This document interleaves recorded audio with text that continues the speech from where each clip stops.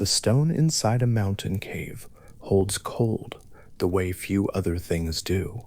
Not the sharp cold of wind or open water, but something older and quieter. The slow coolness that comes from being enclosed in rock for longer than any particular season, longer than the change from one weather to the next, longer than the memory of warmth ever having been there at all. The walls of such a cave do not retain heat. They hold their own temperature, steady and unhurried, the way stone holds everything, without effort, without preference, without the least intention of changing. On the northeastern slope of Mount Silene, in the region the ancient Greeks called Arcadia, there was a cave like this. It was not a cave that announced itself.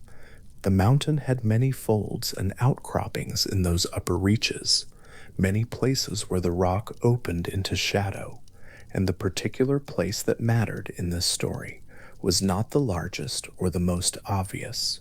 It was the kind of cave that could be lived in without being found, which was precisely why it had been chosen.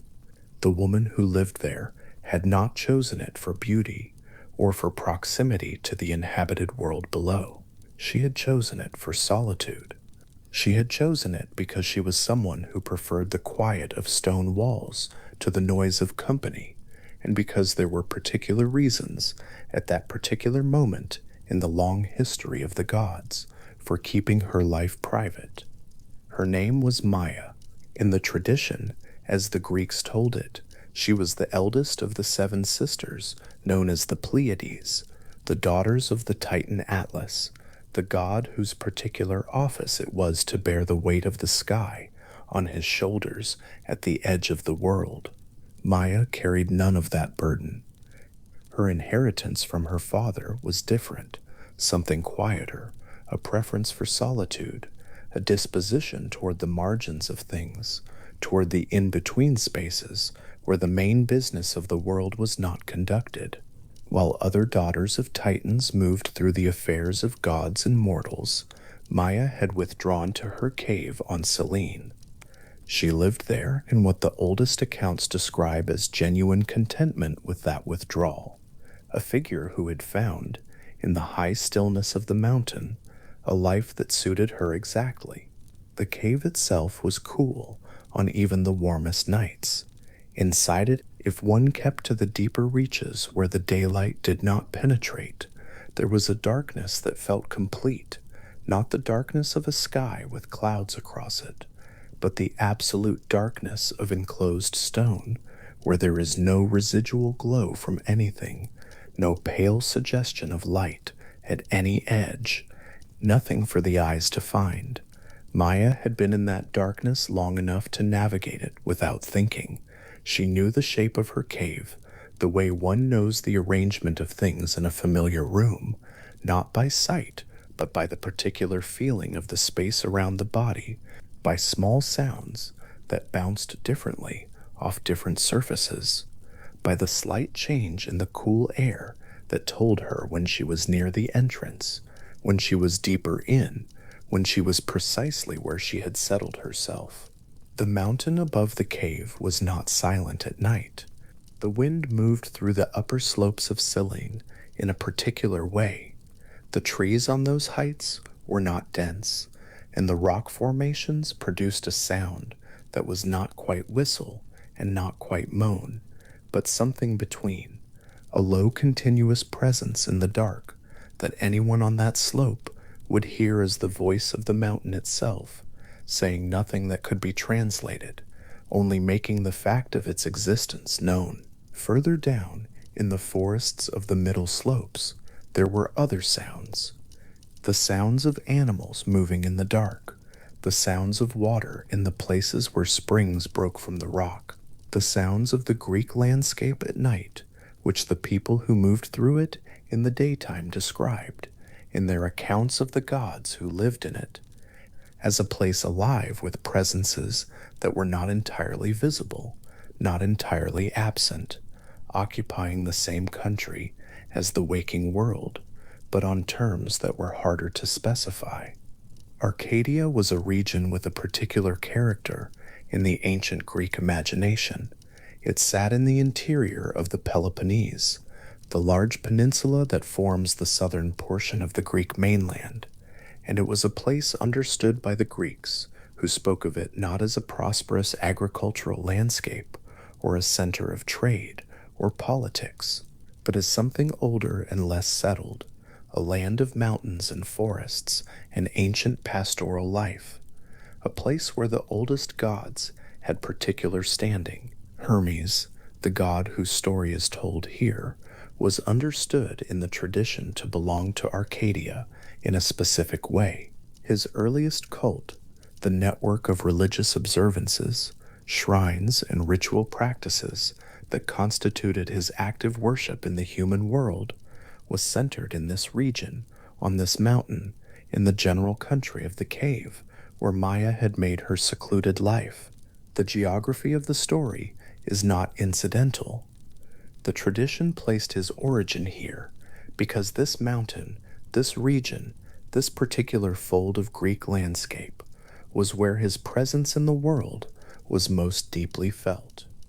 It was under cover of night that Zeus came to Maya's cave, the king of the gods, who had a long history of visiting the world in ways that required concealment, arrived at Selene in the dark hours, crossing the mountain slopes when the rest of the world and Hera, his wife, the queen of Olympus, was not watching.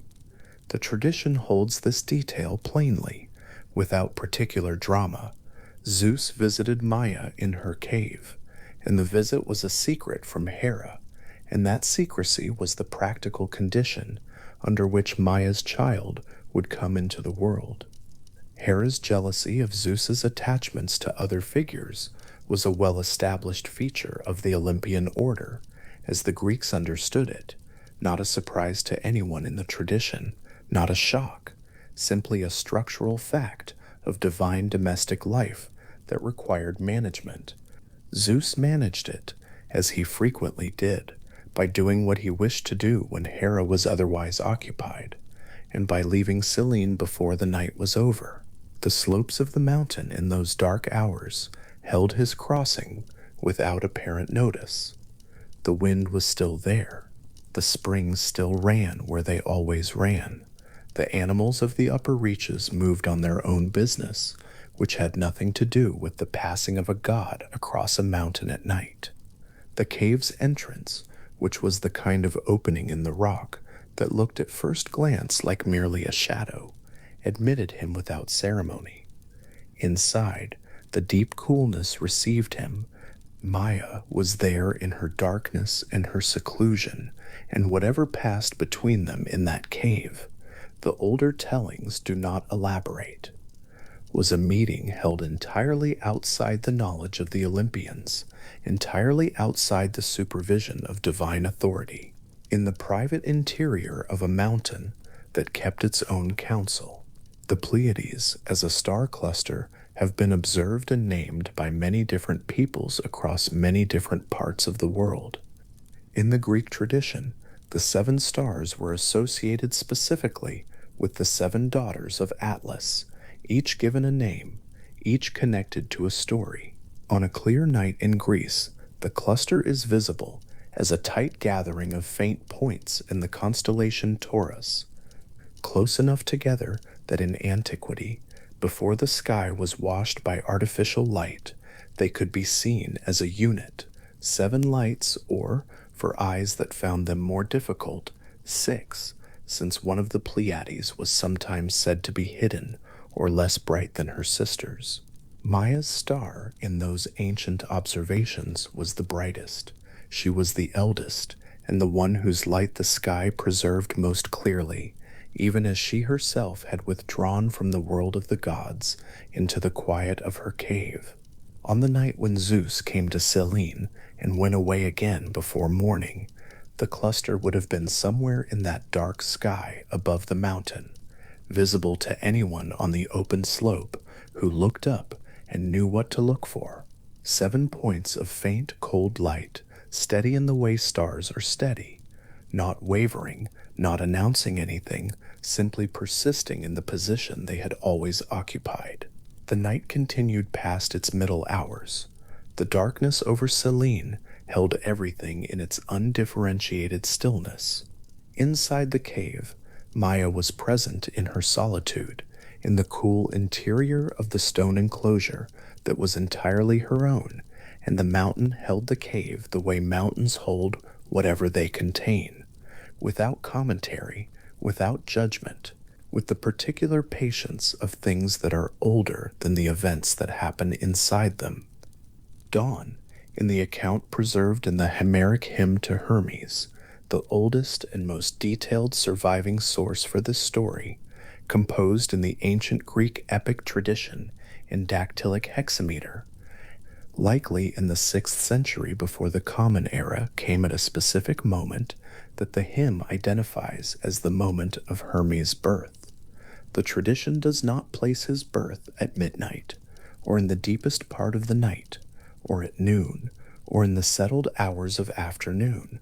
It places it at dawn, the threshold between night and day, the moment when the sky is no longer one thing and not yet the other, when the darkness has begun to lift from the eastern horizon and the first gray light is moving across the landscape without yet being sunlight, without yet having committed to anything as definitive as the day. This was the moment, according to the hymn, when the god was born. The choice of that moment is worth dwelling on. In the Greek tradition, Hermes was a god of transitions, of in-between spaces, of the places where one state of being shades into another. He was the god who moved between the world of the living and the world of the dead, who crossed from one sphere to another in ways that other gods could not or did not. He was the god of crossroads, of doorways, of the threshold between the interior and the exterior of a house, of the boundary between settled human space and the wilder country beyond. The moment of his birth, as the tradition preserves it, was itself a threshold, neither night nor day, neither one thing nor its opposite, but the exact point of passage between them. This is the kind of detail that the composer of the Homeric hymn chose carefully, or found already embedded in the tradition, and understood well enough to retain, because it says something about the god in language that does not require explanation. He was born at dawn. He was born in the in-between. He arrived by the tradition's own reckoning already at the boundary that would define him. The light came slowly over the upper slopes of Silene, in the autumn, in the spring, at different hours depending on the season. The first pale suggestion of morning arrives on a Greek mountain by a particular gradual process, not a sudden illumination, but a slow softening of the darkness, beginning at the sky's edge and working inward and downward, touching first the highest points of the landscape and then working down through the levels of altitude until it reaches the lower slopes, the forested middle terrain, and eventually the valleys. On Mount Selene, on the morning this story begins, that light would have moved down the rocky upper slope toward the cave's entrance in exactly that gradual way. The stone outside the cave, going from undifferentiated darkness to the first pale gray that is not quite color, not quite the absence of it either. The entrance to the cave was a threshold in the most literal sense, a place where the interior and exterior of the mountain met, where the deep coolness of enclosed stone gave onto the open air of the slope, where the absolute darkness of the cave's interior shaded into the growing gray of the early morning outside. It was at this threshold that the dawn light arrived first. The rock at the entrance would have caught the earliest gray before the cave's interior was touched by any of it, and for a period of time, the specific duration depending on the angle of the sun, the orientation of the cave's mouth, the precise shape of the outcropping above it, the entrance itself would have been the boundary between dark and light, between inside and outside, between the night that was ending and the day that was not yet decided. Inside the cave, in the shadows beyond that threshold, a newborn god opened his eyes. The Homeric hymn is quite specific about what happened next, and the specificity is one of the things that makes it a remarkable document. It does not describe an infant lying in quiet passivity while the world arranged itself around him. It describes a god who arrived at his birth with his full nature already in operation.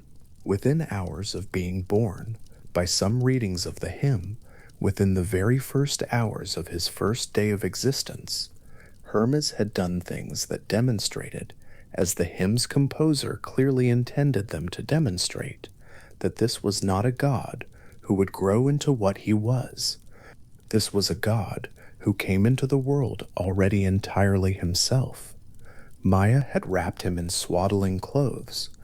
This detail, small and domestic and ordinary, is the kind of detail that the Homeric hymn handles with characteristic precision, the practical reality of a newborn infant in a cave on a mountain, tended by his mother, wrapped against the cold that the stone walls held. The swaddling clothes are a significant image in this story because they become, later in the day that is just beginning, a costume of innocence that Hermes deploys with full awareness of what it is. But at this moment in the cave on Saline, in the early gray of a dawn that has only just arrived at the rock of the entrance, they are simply what they appear to be, the wrapping of a newborn, humble and practical, while the god inside them is already thinking. What Hermes thought in those first hours, and what the tradition preserves as the shape of his thinking, was not the inchoate stirring of an infant mind organizing its first impressions of the world. It was purposeful, it was directed outward, the god who would become associated with intelligence, with wit, with the particular pleasure of finding solutions to problems that other minds had not yet recognized as problems. That God arrived on his first morning with those capacities fully formed and immediately active. The Homeric hymn presents this as a statement about the nature of divine intelligence as the ancient Greeks understood it, not something that develops through experience and accumulates across years, but something that is, in certain gods, simply present from the first moment of existence, as constitutive of their nature as the name they carry. This was not, in the Greek tradition, unique to Hermes. The tradition held that several of the Olympian gods had arrived in the world in states that departed significantly from what mortal infants could be expected to experience. Athena was said to have been born fully grown, in full armor, from the head of Zeus. Apollo and Artemis, born on the island of Delos, were understood to have achieved their divine form with a speed and completeness that the slow processes of mortal childhood could not account for. The gods arrived as themselves. They did not become what they were through the accumulation of experience in the way that mortals understood growing into oneself to work. They were from their first moment entirely who they would be for the whole of their existence. Hermes' birth, in this framework, is not unusual. It is exemplary of a logic that runs through the tradition's understanding of what it means to be divine. And yet the Homeric hymn to Hermes treats the god's first day with a particular attention and delight that sets it apart from other divine birth narratives in the tradition. The hymn dwells in the hours of that day. It follows the god from his first moments in the cave through what he does before the morning is over, through the long journey he undertakes before the day ends, and into the confrontation with his older brother Apollo, that the hymn frames as the central event toward which the day's activities were, in some sense, working. The hymn's composer understood that there was something worth sitting with in the image of a god who arrived complete in his nature, and then, on the very first day of his existence, immediately demonstrated what that meant. The day is long and full and specific, the hymn does not abbreviate it.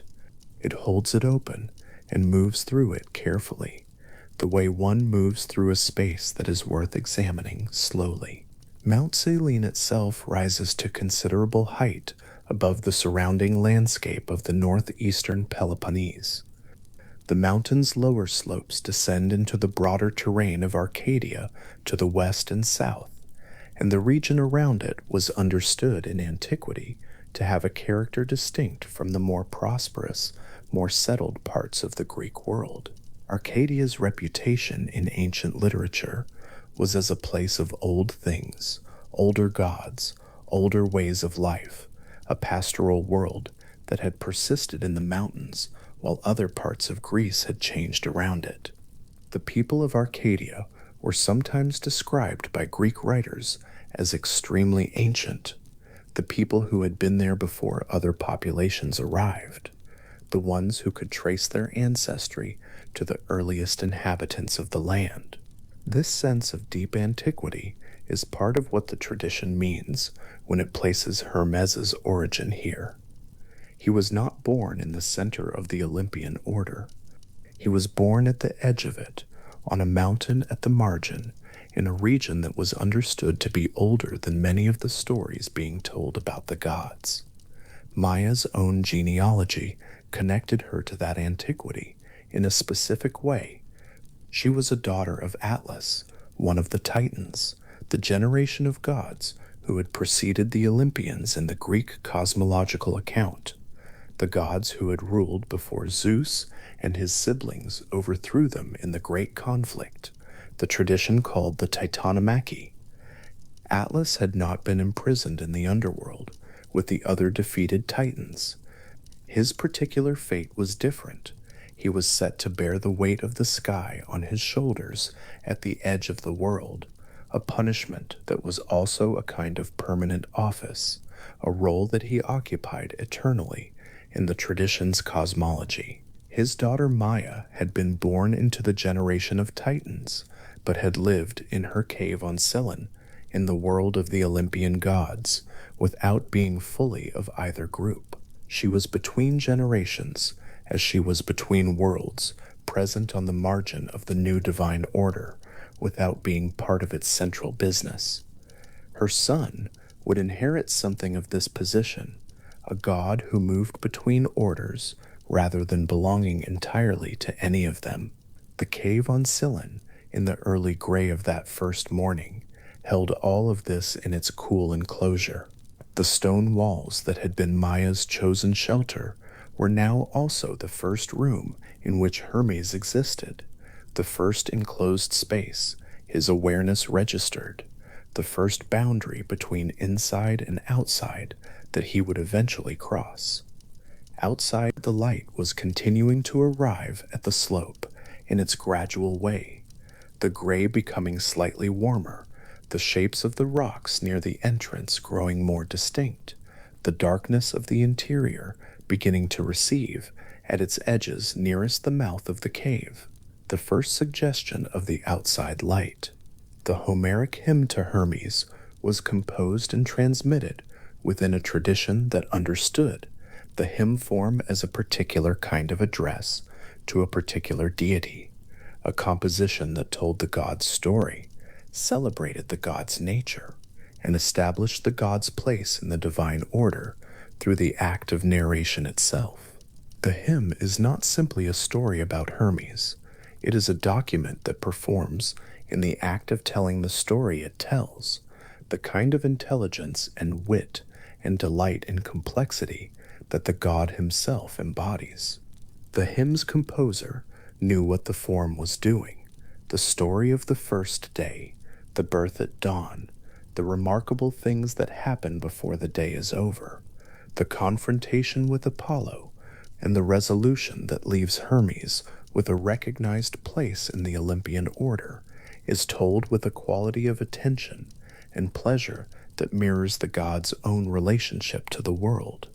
The hymn enjoys itself. It moves through its material with the same quality of confident, engaged, slightly mischievous intelligence that it attributes to Hermes.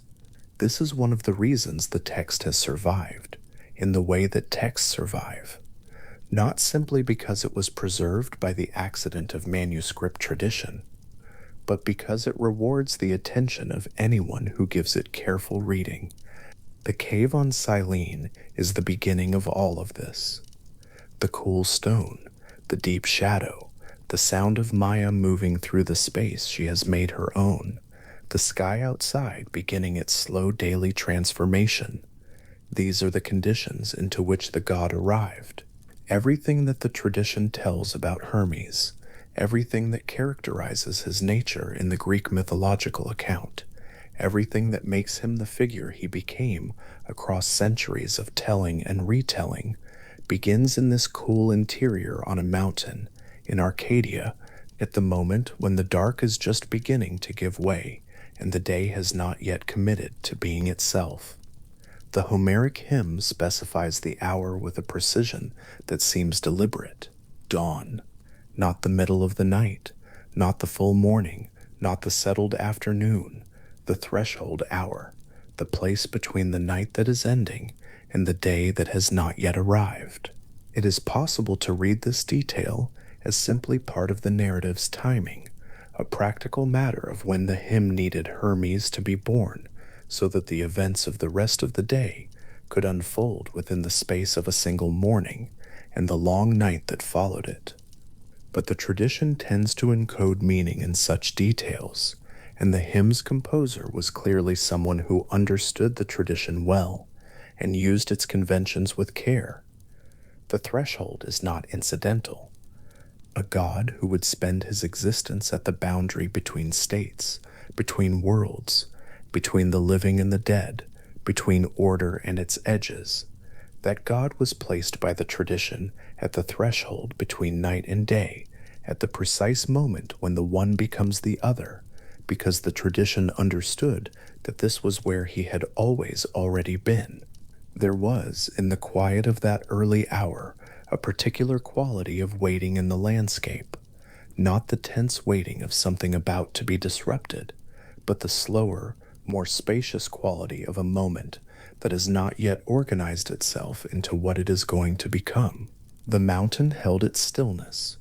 The wind was low, or perhaps had paused, or perhaps was simply less audible in that particular hour before the day stirred the air of the slopes into its usual movement.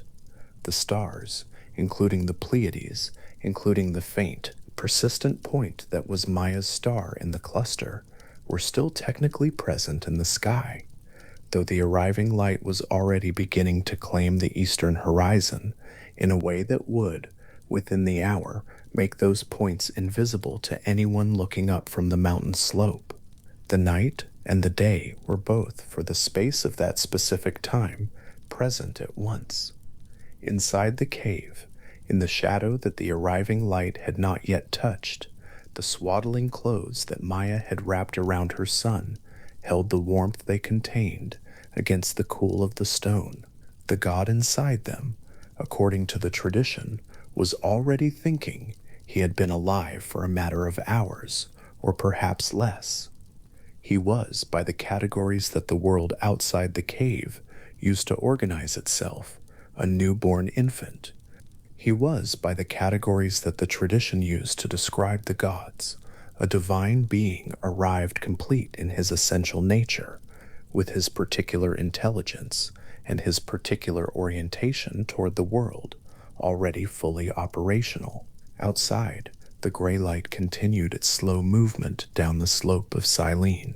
The stone at the entrance to the cave, which had been simply dark an hour before, was now visible in the pale, undirected way of early morning, the rock having a color again, a texture, the shapes of the mountain around the cave's mouth beginning to be distinguishable from each other in the growing, tentative light. This is where the tradition begins, a cave on a mountain in Arcadia, a woman who had chosen solitude, a god, newly arrived, wrapped in ordinary cloth in the cave's shadow, and outside, moving down the rocky slope toward the entrance with the unhurried patience of every dawn, the first gray light of the first morning of his existence, finding the stone threshold between the interior and the open air, and stopping there, at the edge, neither quite inside nor quite outside, occupying for that moment exactly the space the god would spend his existence at. A tortoise moves across the rocky ground near the mouth of a cave on Mount Silene, its domed shell pale and unhurried in the early morning light. The slope is still mostly in shadow. The sun has not yet cleared the eastern ridges, and the ground near the cave's entrance holds the cold of the night in its stone and soil, the kind of cold that belongs to high places and does not release easily. The tortoise is moving without urgency, the way tortoises always move, each step deliberate, each small repositioning of weight considered, the animal entirely absorbed in the simple fact of its own passage across the ground. Its shell catches what light has reached this part of the slope, a curved dome, ridged and intricate, the geometry of it exact and particular, carrying the creature's house on its back, the way it has always done, the way every tortoise has always done, without knowing what it carries. Inside the cave, Maya's cave, the cave where the god was born in the hours before this morning, something is watching. The Homeric hymn to Hermes holds the detail of the encounter with characteristic precision.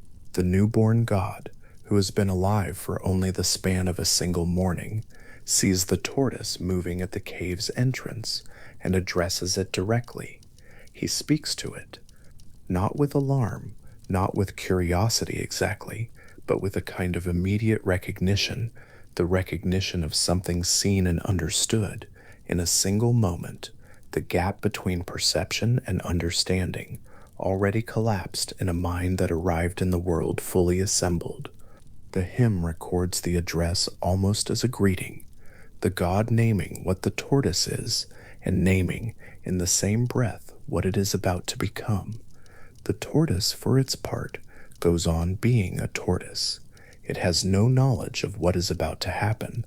It is simply there, in the morning, on the slope it lives on, moving across the ground the way it has moved across many grounds before this one. The shell is the thing of everything the tortoise carries. The shell is what the newborn god has already understood.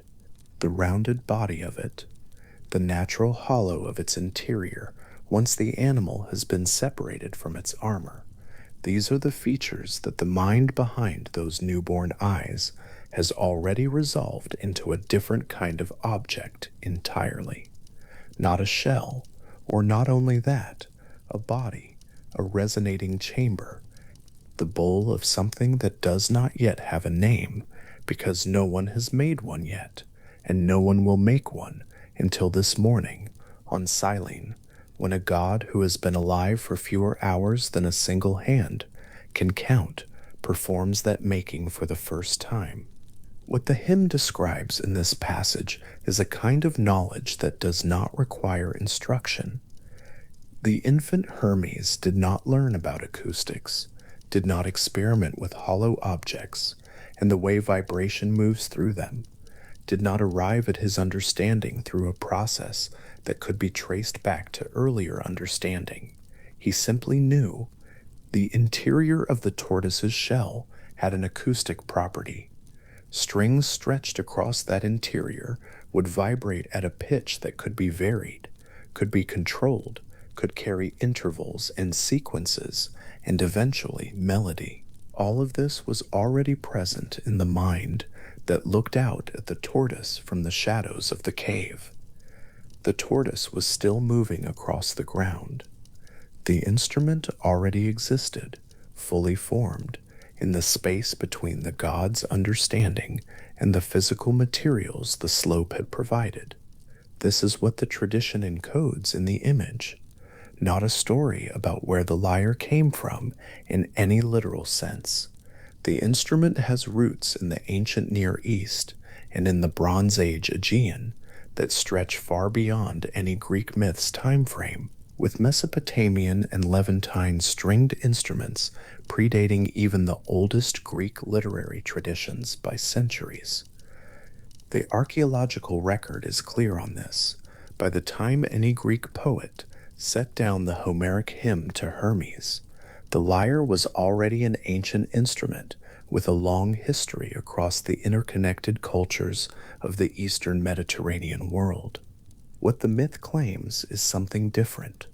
What the myth claims is that when the Greeks told this story to themselves, what they were telling was a story about how creative understanding works in the divine mind, not accumulated, not inherited, not built up through trial and error over the course of a life, but simply present, innate, arriving complete in the same instant the god himself arrives.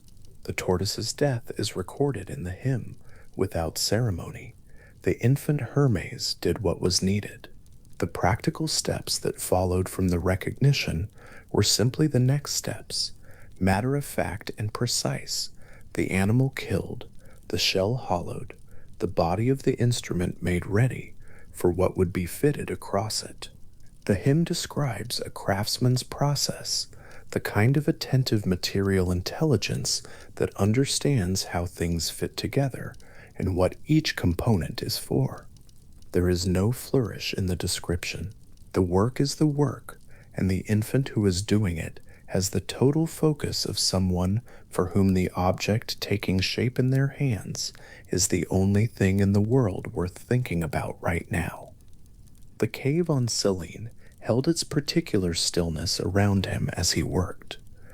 Stone walls, cool shadow, the way high mountain caves hold sound differently than open air, absorbing some of it, returning the rest slightly altered. Maya was nearby. The morning outside was still early, the light still pale and low across the slope. The herd of cattle in Pieria, the cattle that would later become the center of a much larger story, grazed their meadows in the north without knowledge of what was being assembled in a cave several hundred miles to the south. The world that the infant god worked in was quiet. The mountain was quiet. And across the entrance of the cave, in the last of the morning shadow, the tortoise moved no longer. The reeds came next. The hymn specifies their use as the arms or bridge structure of the instrument, cut lengths of reed, their pale inner surfaces exposed, fitted into the curved rim of the shell to serve as the frame from which the strings would be suspended. The specificity of this detail is notable. Whoever composed the Homeric hymn to Hermes had a working knowledge of how lyres were actually made. The technical sequence described in the poem matches the actual construction of the instrument, well enough to suggest that the composer was not imagining the process from nothing but describing something already familiar. The reeds would have been cut from the kind of growth that appears near water, the kind of plant that grew in the wet lower margins of Arcadian hillsides in the early 5th and 6th centuries BCE. Ordinary material, available, the kind of thing a craftsman reaches for without having to think about it because it has always been there. In the hands of the infant god, the ordinary became the structural element of something that had never existed. The reeds were set in place. The curved shell held them. The cave held the shell, and the mountain held the cave. And outside the morning was continuing its slow progression from pale to full light across the Arcadian landscape, the sun moving at its own pace, entirely unconcerned with what was being assembled in the shadows of Maya's dwelling. The strings were the last and most specific element. The hymn describes their material with a precision that strikes the reader even now. Cattle intestine, stretched and prepared, the gut of animals that were already associated with Apollo in the way that all the cattle of that particular divine herd were associated with Apollo, though at this point in the story, that association had not yet produced any complications. stretched across the arms of the newly constructed instrument. Fitted to the carved shell of the tortoise, the strings took their tension from the curve of the instrument's body and held it, each string vibrating at its own frequency, the 7 of them together forming the tonal range of the classical Greek lyre, as it would be known for centuries. 7 strings. The number would later carry its own associations, the 7 Pleiades, the 7 notes of certain musical scales, the 7 visible celestial bodies known to the ancient world. But at this moment, it is simply the number of strings that fit the instrument correctly, the number that the builder's hands knew was right before any theory had been constructed to explain why. The completed instrument rested in the infant's hands or beside him in the cave, and for a moment there is a pause in the hymn's account before the first playing. That pause, the breath between the making and the use, holds something worth sitting with. The lyre existed now. Before this morning, it had not existed. Not this particular arrangement of tortoise shell and cut reed and stretched gut, not this particular acoustic structure, not this specific combination of materials assembled with this specific intent. The world the cave sat inside had not previously contained this thing. The silence that preceded the first note was the last silence in which the world did not have music of this particular kind, on this particular instrument, in this particular form. The Homeric hymn describes the moment Hermes first plays with the same clarity it brought to the construction, sound moving outward into the cave's stone enclosure, filling the space the way sound fills enclosed places, the cave's walls returning it slightly altered, the reverb of mountain stone giving the notes a resonance they would not have had in open air. What the hymn emphasizes in this moment is the completeness of the sound. The instrument worked. The 7 strings held their tension, responded to being plucked, produced the intervals the builder had intended them to produce. The music was there, entire, from the first moment the strings were touched. The infant god, who had been alive for only the span of a single morning, played the lyre he had made from a tortoise he had encountered an hour before, and the sound that came from it was music. This is the detail the tradition preserves most carefully, the claim that the hymn returns to with the greatest pleasure, not simply that Hermes invented the lyre, but that the music was good from the first instant. There was no period of learning, no early roughness before skill arrived, no gap between the instrument's construction and its mastery. The god played, and it was music. The theological point being made here is consistent with the tradition's broader understanding of divine creativity, that the gods do not learn their gifts in the way mortals do, through effort and repetition and gradual improvement, but possess them completely from the moment of their first expression. The way Athena was born armored and ready, the way Apollo already knew the laws of prophecy in his infancy. Hermes was born a maker. The morning his mother's cave became a workshop was not the beginning of a musician's development. It was simply the moment his nature found its first material form. The lyre he made that morning would become the instrument most completely identified with Apollo. That transfer, when it comes, will have its own story, its own moment of exchange between the two gods. But before any of that, there is this, the instrument in the cave on Selene, the strings holding their tension in the quiet, the sound it made the first time it was played still, in some sense, present in the stone walls that heard it, the morning outside, still pale and moving toward full light, the mountain still holding everything in its particular mountain stillness. The question of why the tortoise? Why not some other material, some other shape of resonating chamber? The hymn does not ask this question because the hymn does not need to. The tortoise was there, at the cave's entrance, and the god who encountered it already knew what it was for, but there is something in the choice of the tortoise that carries a quality worth noticing. The tortoise is the slowest of animals. It moves at a pace that seems almost geological, as though it belongs to the timescale of rocks and slopes rather than to the timescale of living creatures. And from this slowest of animals, the fastest of mental operations, the instant recognition, the immediate conversion of one thing into another thing entirely, produced the instrument that would define a god associated with quickness, with movement, with the crossing of thresholds, and the covering of distance. The slowness of the tortoise and the swiftness of the god who found it are not incidental to each other. They are part of the same image, the same mourning, the same making.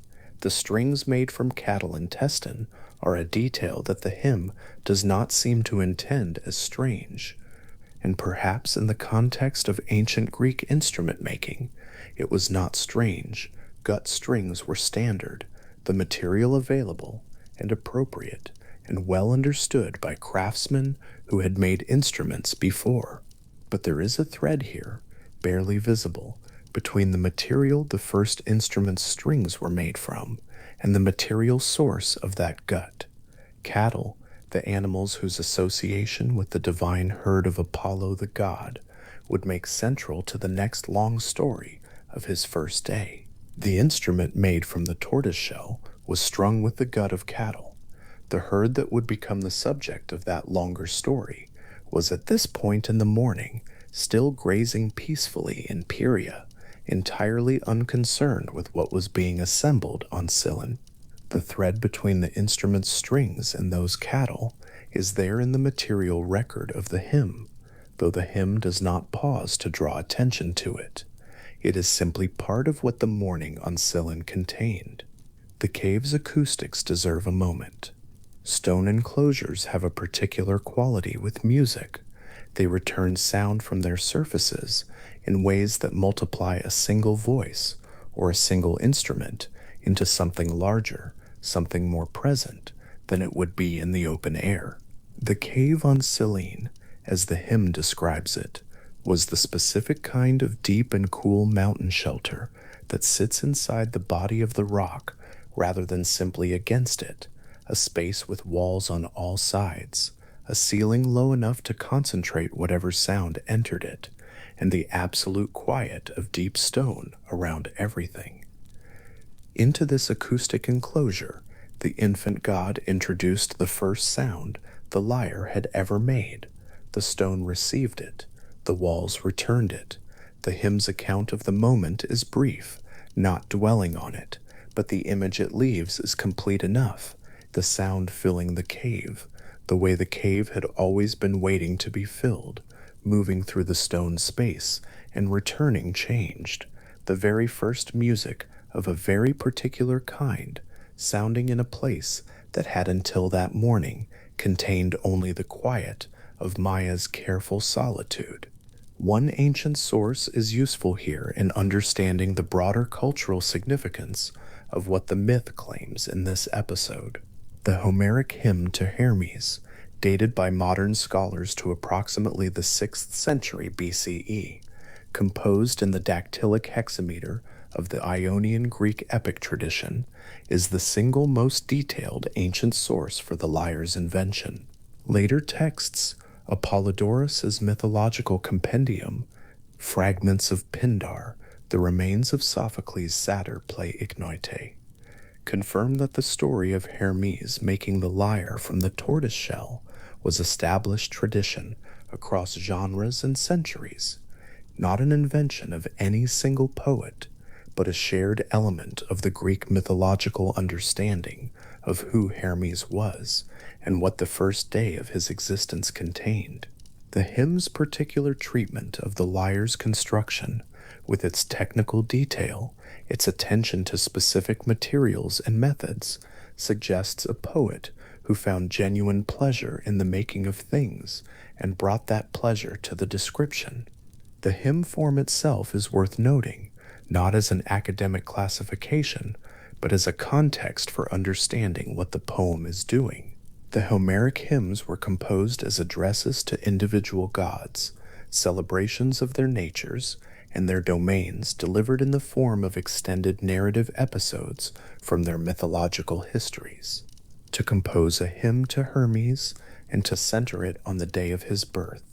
And the lyre's invention was to make a theological claim about what mattered most in understanding who this god was. The choice to dwell on the specific process of hollowing a tortoise shell and cutting reeds and stretching strings was not incidental, but central to the hymn's portrait of its subject. This was a god who understood the material world as a set of potentials waiting to be converted into new things, who looked at a tortoise and saw an instrument. This is what the hymn was hymning. This is what the morning on Silene was meant to show. The classical Greek lyre, in its standard form, is a small instrument held in one hand and played with the other. Its curved arms rise from a resonating body, historically made from tortoise shell in the most traditional versions, and its strings span the distance between the crossbar at the top and the lower edge of the body. 7 strings in the most common classical form, though the number varied across periods and regional traditions. The lyre was used in education, in religious ritual, in the performance of lyric poetry, the genre named, in fact, for the instrument that accompanied it. It was one of the central sound-producing objects of Greek civilization, and the myth holds that all of this began on a single morning on the slope of Mount Silene, before the sun had climbed to its midpoint, in the hands of a god who had not yet been a day old when he first played it. The early light continued its work outside. On the rocky slope around the cave's entrance, the spot where the tortoise had been moving was now empty. The shadow that had covered the mouth of the cave pulled back by degrees as the sun climbed, the pale stone of the threshold warming slowly, the morning revealing itself without hurry. Inside, the cave held its cool and its quiet, the infant god at rest in whatever posture the newly made instrument demanded, holding it, probably the way any player holds an instrument just made, the way the hands find the body of a new thing and test its weight and its balance, the way the fingers find the strings and understand them. To the hymn does not linger at this moment.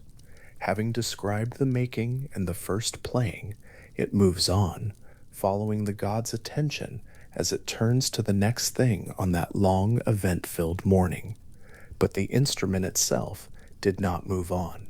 The lyre Hermes made from the tortoise shell remained in the cave, in the hands that made it, in the narrative of the day that had already produced so much from so short a time.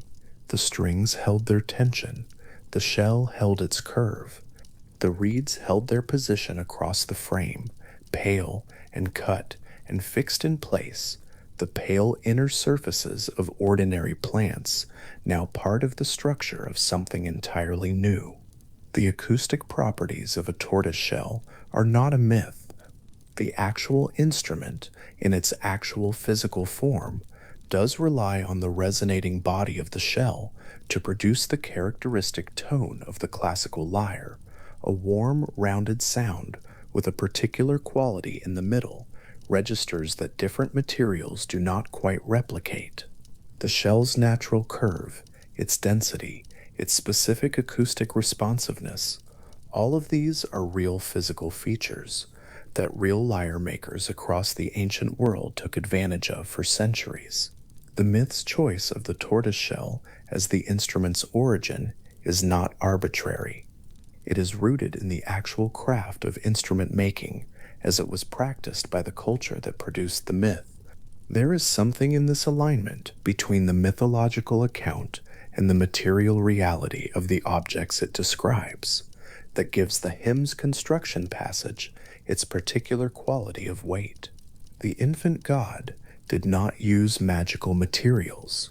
He used the materials at hand, the materials of the real world, and transformed them with knowledge that was entirely his own.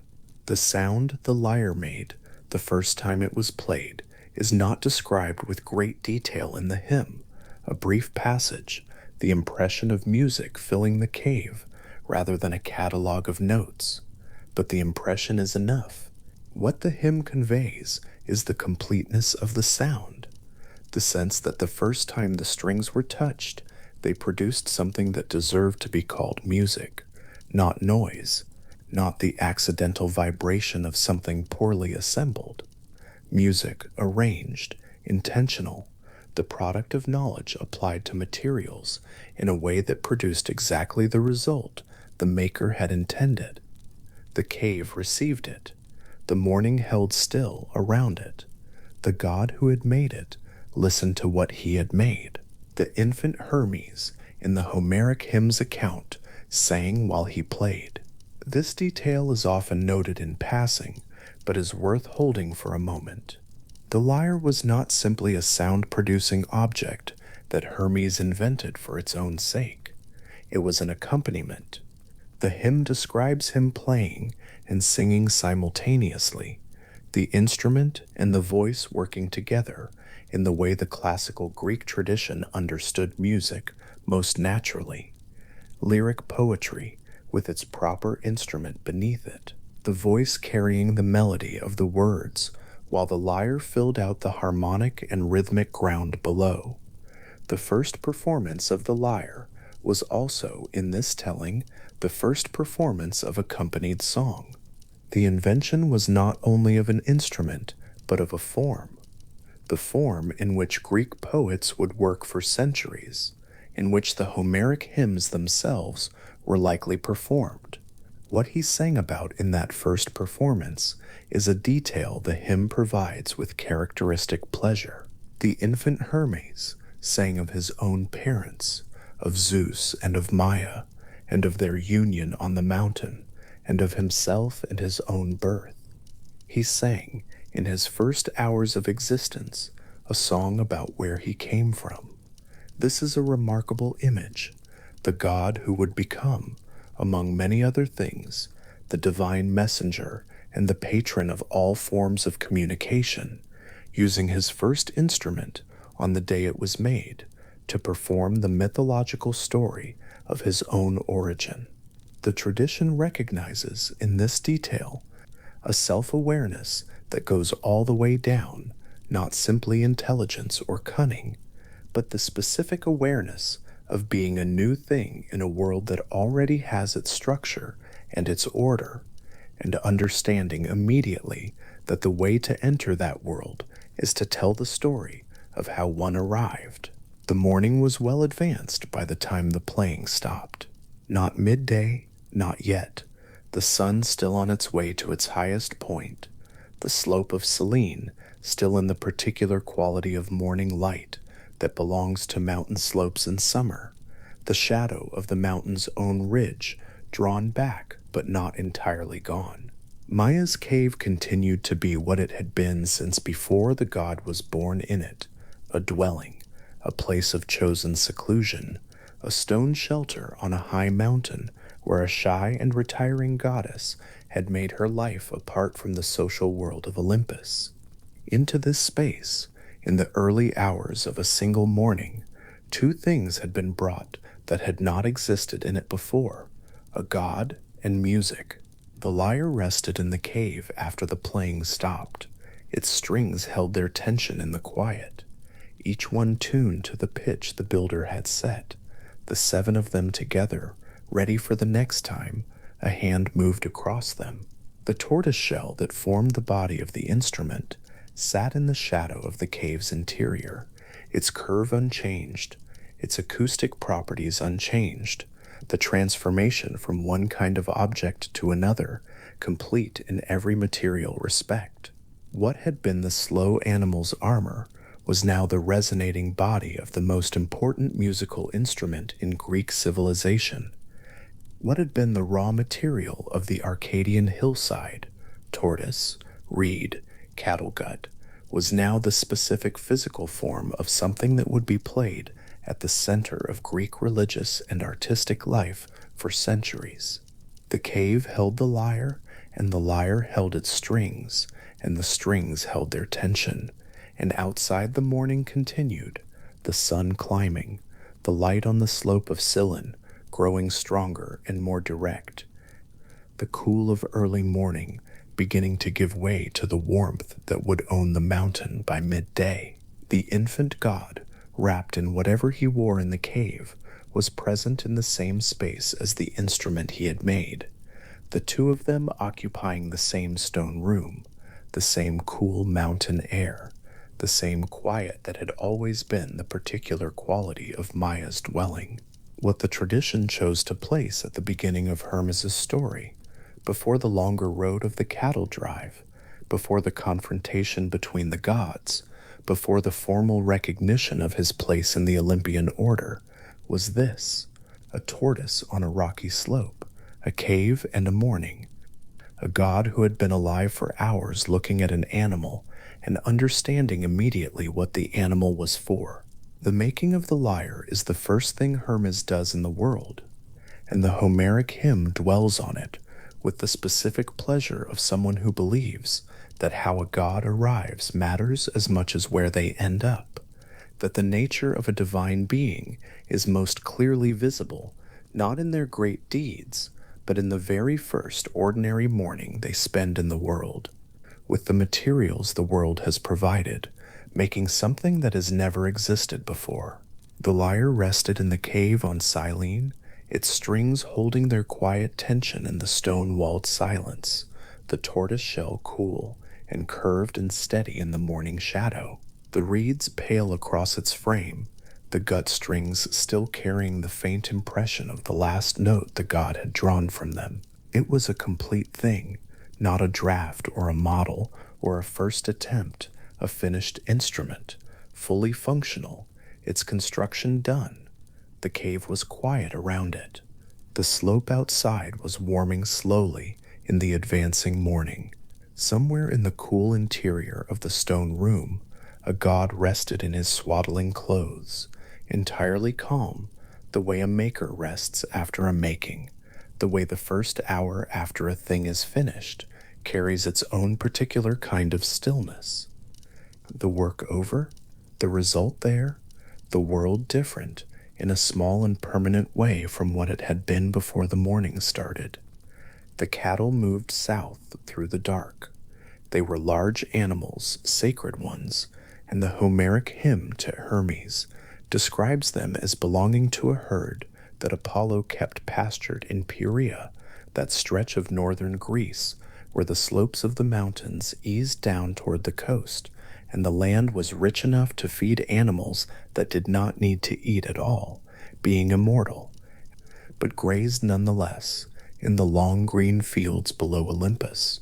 50 cattle, or thereabouts, moving through terrain that was mostly dark at this hour, their pale sides catching almost nothing of the sky's faint light. The hoofbeats on the ground were the only sound that marked their passing. The god driving them was less than a day old. That detail is worth holding for a moment, not because it strains belief, since a god born before dawn and already crafting instruments by mid-morning is plainly operating by different rules than the ones that govern ordinary mornings. Rather, it is worth holding because the Homeric hymn treats it with complete matter-of-factness, as though the age of the thief were simply one more precise detail in the careful, interested account the poem keeps of this particular day. The infant son of Zeus and Maya had been alive for some hours. He had made a stringed instrument from materials he found near the entrance to the cave, and now, in the darkness that had settled over northern Greece, he was moving an entire divine herd southward, following a route that would carry him from Pieria through much of the Greek geographical world before the next dawn came. Pieria itself sat at the foot of the mountains in a region that ancient tradition associated with the Muses, as well as with Apollo's pastoral holdings. The land was well-watered, productive, and far enough from the centers of Olympian attention that a herd could be pastured there in relative seclusion. What made the cattle sacred was not only their immortality, but their belonging. They were Apollo's, which meant they carried within their ownership the weight of one of the most powerful of the Olympian gods, a god of prophecy and light and music and the ordering of things. A god whose standing in the divine hierarchy made the theft of his property something considerably more significant than an ordinary act of animal theft. All of that was understood. The infant driving them southward understood it too and drove them anyway. The technique by which Hermes obscured the evidence of the herd's movement is one of the most celebrated details in the entire myth, and the Homeric hymn takes care in describing it. The cattle were driven in a manner that reversed or confused the direction their tracks appeared to point, so that the hoof prints in the earth would suggest the herd had moved in the opposite direction from the one they were actually traveling. Anyone following the trail would find themselves moving away from the cattle rather than toward them. The reversal of the tracks is presented in the tradition not as a supernatural feat, but as a piece of practical thinking, a solution arrived at by a mind that was already, in its first hours of existence, accustomed to approaching problems from an angle that other minds did not think to use. Some versions of the tradition add the detail that Hermes fashioned for himself a kind of rough sandal woven from tamarisk branches and myrtle, binding them to his feet to obscure his own footprints in the softer ground, the soles of the sandals leaving no clear impression that could be followed. Whether the footwear or the reversed tracks or both features appeared in the version the Homeric hymn's composer worked from, the image that survives is of a god who is thinking as carefully about what the ground behind him looks like as he is about the ground ahead. The route the Homeric hymn traces is a long one. From Pieria in the north, the journey would carry the herd southward through Boeotia, through the region around the Onchestus Grove, and then westward and south by stages that took in a significant portion of the Greek landscape before arriving at Pylos, far down in the southwestern Peloponnese, a place associated in ancient tradition with the deep antiquity of the Greek world and the long history of the land before Olympian order had fully settled over it. The distance is not short.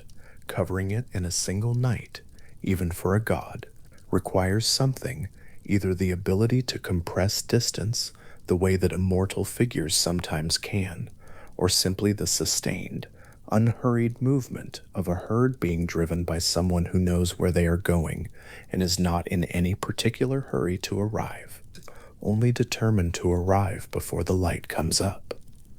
The cattle moved. The night moved around them. South of Pieria, the land opened into the broader lowland plains of central Greece.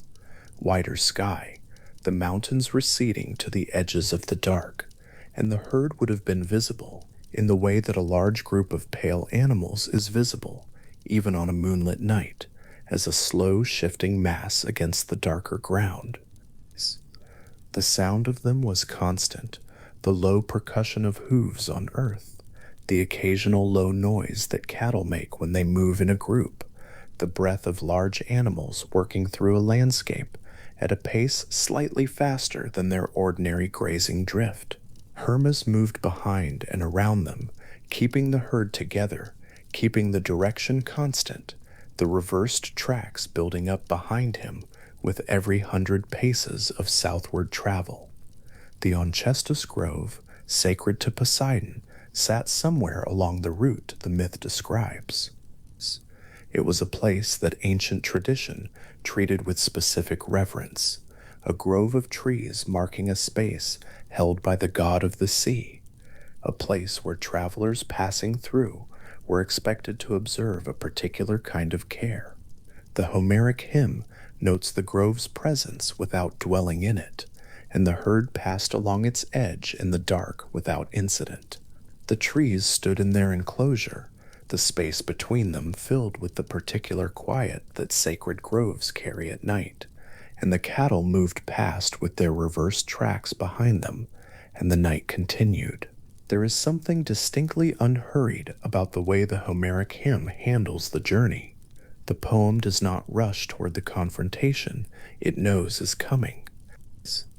It takes the time, genuine narrative time, to describe the movement of the herd through the landscape, to note the specific features of the route, to let the geography of the journey accumulate into something felt rather than merely traversed.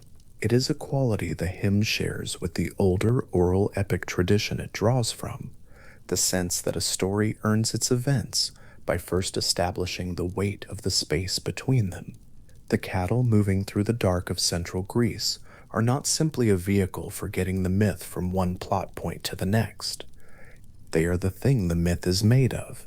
Here, in this part of the telling, the actual physical substance of the transgression, moving across actual named ground, driven by a god who has given considerable thought to what he is doing.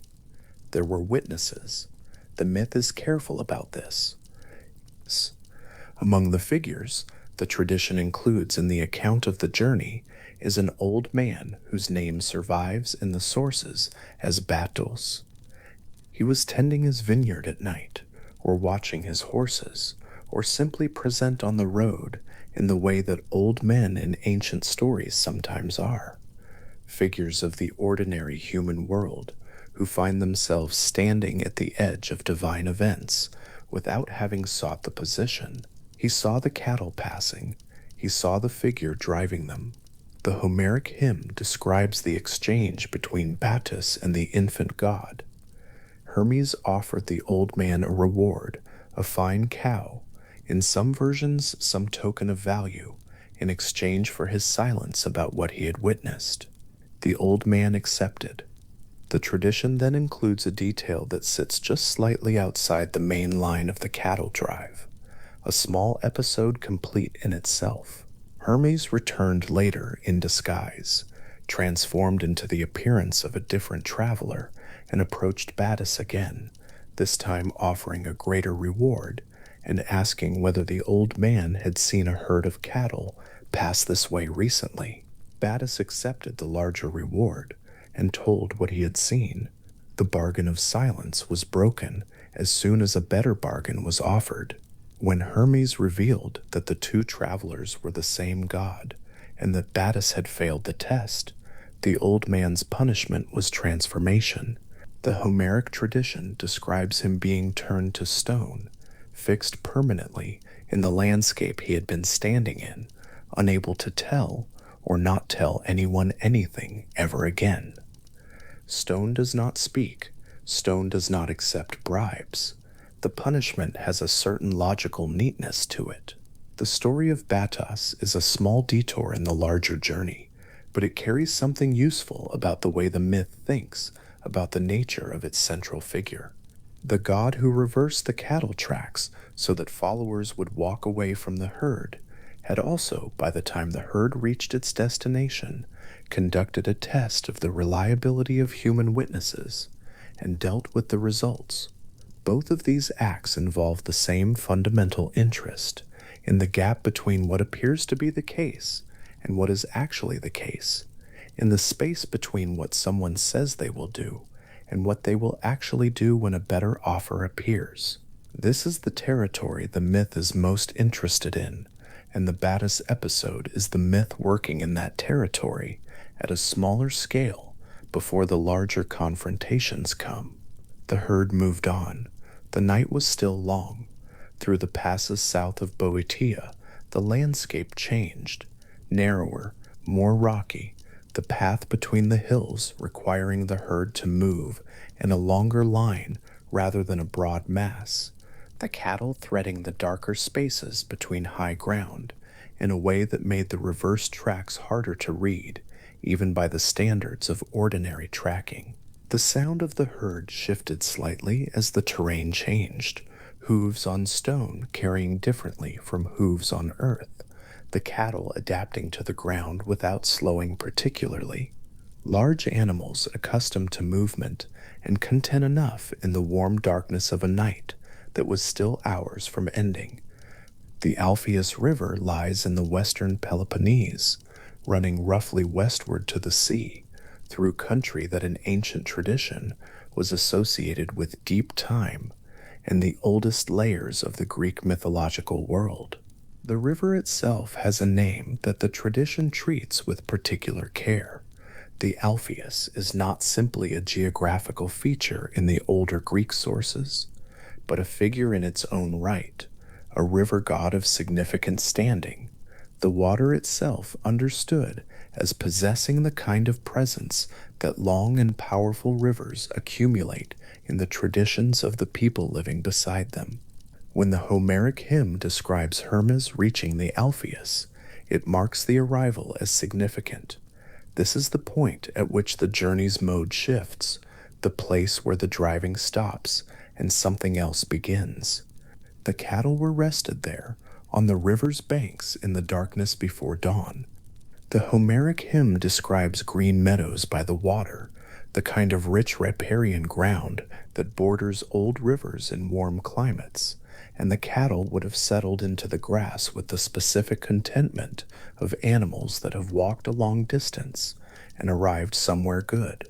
The sound of the river running nearby, the smell of the water and the grass, the sky still dark overhead, whatever stars were visible reflecting in the moving surface of the Alpheus, and the herd grazing quietly while the god who had driven them there prepared the next part of what the night required. Hermes selected 2 of the cattle from the herd. The Homeric hymn is specific that the selection was made deliberately, that the 2 animals chosen were taken from the rest and driven to a dry place, and that the sacrifice Hermes performed there was a proper one, carried out with the attention to form and sequence that Greek sacrificial ritual required, even in the version performed in the dark beside a river by a god who had existed for less than 1 full day. The fire was made.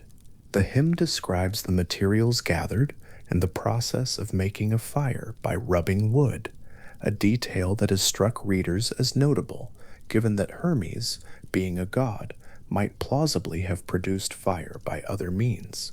But the Homeric hymn is interested in the specific physical act, the work of making fire in the old way that human hands make it, as though the god of transitions is establishing something about the continuity between divine and human practice in this founding moment of sacrifice. The fire caught. The light of it moved across the flat ground near the river, touching the edge of the water where the bank dropped down to the current, touching the faces of the cattle still grazing in the meadow beyond. A small circle of light in the darkness of the river valley, the sound of the fire steady underneath the sound of the water, and the god of transitions performing the ritual that would be performed on behalf of gods across the Greek world for centuries after this first night was over. The 12 portions.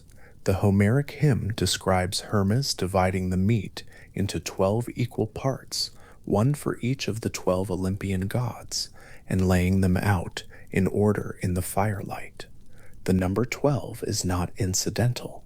The arrangement of the Olympian pantheon into 12 principal gods was a structure that Greek tradition treated as fixed and complete, the full accounting of divine authority distributed across its proper recipients. By dividing his sacrifice into exactly 12 portions, the infant son of Zeus and Maia, who had not yet been acknowledged as a god, who existed at this point only as a newborn in swaddling clothes in a cave on Mount Selene, as far as the rest of the Olympians knew, was counting himself already among the 12.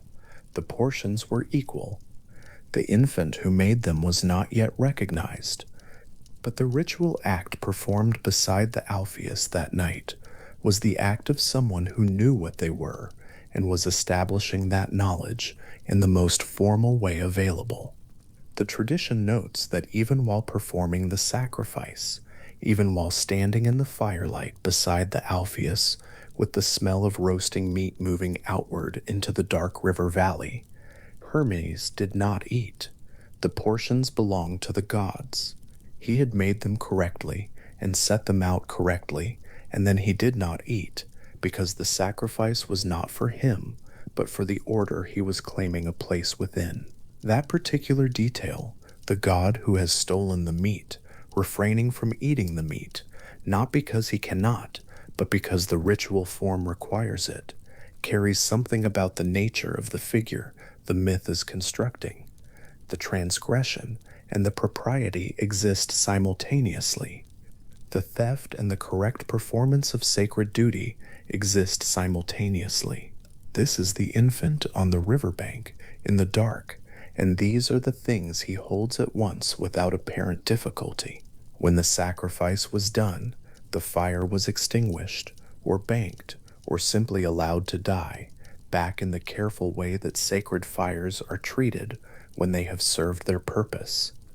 The remaining cattle, the 48 or so that had not been selected, were moved off the open river flat and into an enclosure.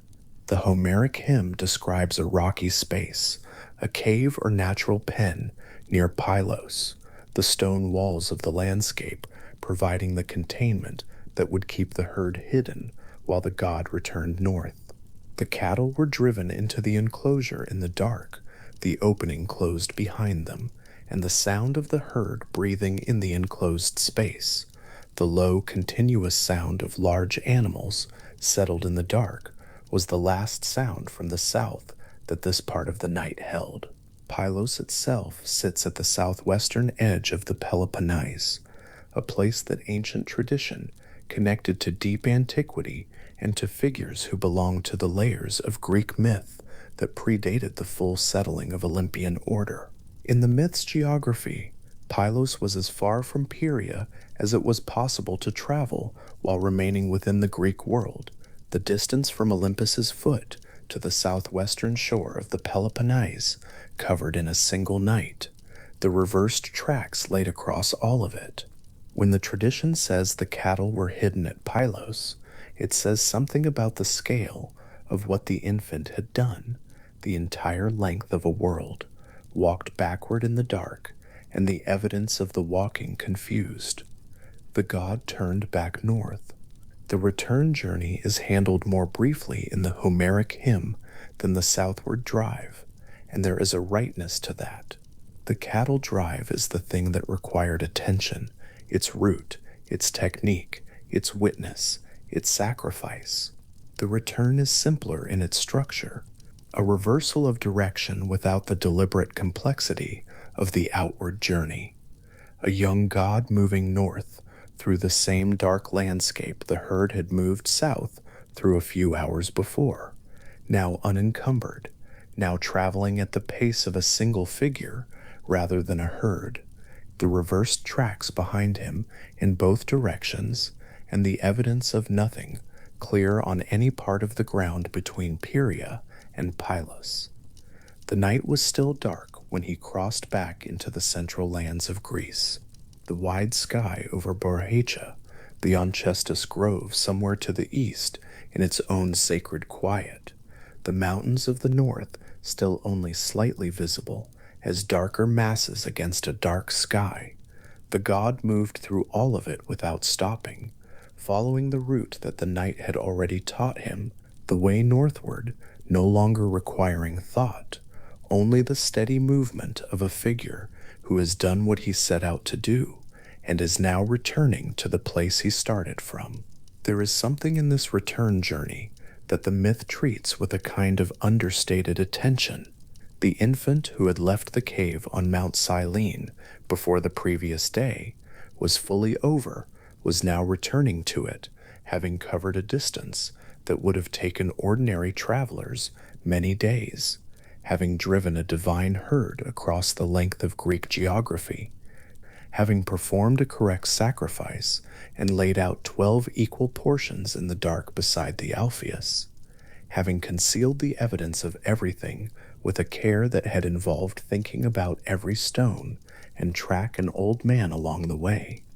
All of this was accomplished before the next dawn came. The myth holds this fact without particularly emphasizing it, which is perhaps the most interesting way to hold it, simply stating it as a feature of the figure, the way a careful natural historian notes the habits of an animal. They are observing without imposing on those habits a weight of wonder that belongs to the observer rather than the observed. Mount Selene came back into view to the north and east as the sky began, very slightly in the way the sky begins before dawn, which is not with light so much as with the faintest reduction of darkness along the eastern horizon, to change. The mountain sat in its northeastern Arcadian position in the same stillness it always held at this hour, the rocky slopes angling up from the lower land toward the peak, the cave somewhere on those slopes in its specific hollow of stone. From a distance, the mountain looked as it always looked.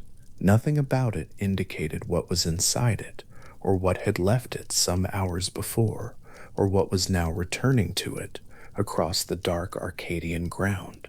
The Homeric hymn describes Hermes arriving at the cave while the night was still upon the mountain, or just at the first edge of its ending. He moved through the entrance and into the stone-walled interior.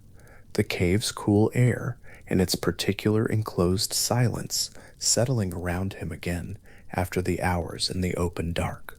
The swaddling clothes were there. The cradle was there. The lyre he had made earlier in the day, the curved shell of the tortoise, the 7 strings stretched taut across it, was there in the cave's quiet, exactly as he had left it, and the cave held it in its stone enclosure alongside everything else that this particular dwelling place kept. Maya was there, in her cave's seclusion, in the deep quiet of the mountain. What the Homeric hymn describes next is the completion of the disguise, and it is described with the same matter-of-fact interest that the poem brings to all the other technical details of this night. Hermes wrapped himself in the swaddling clothes. He settled into the cradle. He arranged himself into the appearance of a newborn, innocent, sleeping, undisturbed, the infant that anyone arriving at the cave would see, the only figure the cave contained, a god who had not moved from his mother's side since the dawn that produced him. The swaddling clothes closed around him. The cave was still. The technique of the disguise has something in common with the technique of the reversed tracks, and the myth seems aware of this without needing to announce it. Both involve the deliberate arrangement of evidence so that it points in a direction other than the true one. Both involve a detailed understanding of how the world reads signs and what signs it reads most readily. A newborn in swaddling clothes, sleeping in its cradle, is a sign that nothing has happened. The cattle tracks pointing the wrong way are a sign that no herd traveled in the direction the herd actually traveled. The god who made both of these arrangements was in both cases working with a precise knowledge of what others would look for and providing them with the thing they expected to see rather than the thing that was actually there. The cave was quiet around him. The remaining cattle of Apollo stood in their rocky enclosure near Pylos, breathing in the dark, the stone walls of the pen holding them in their concealment a long way to the south.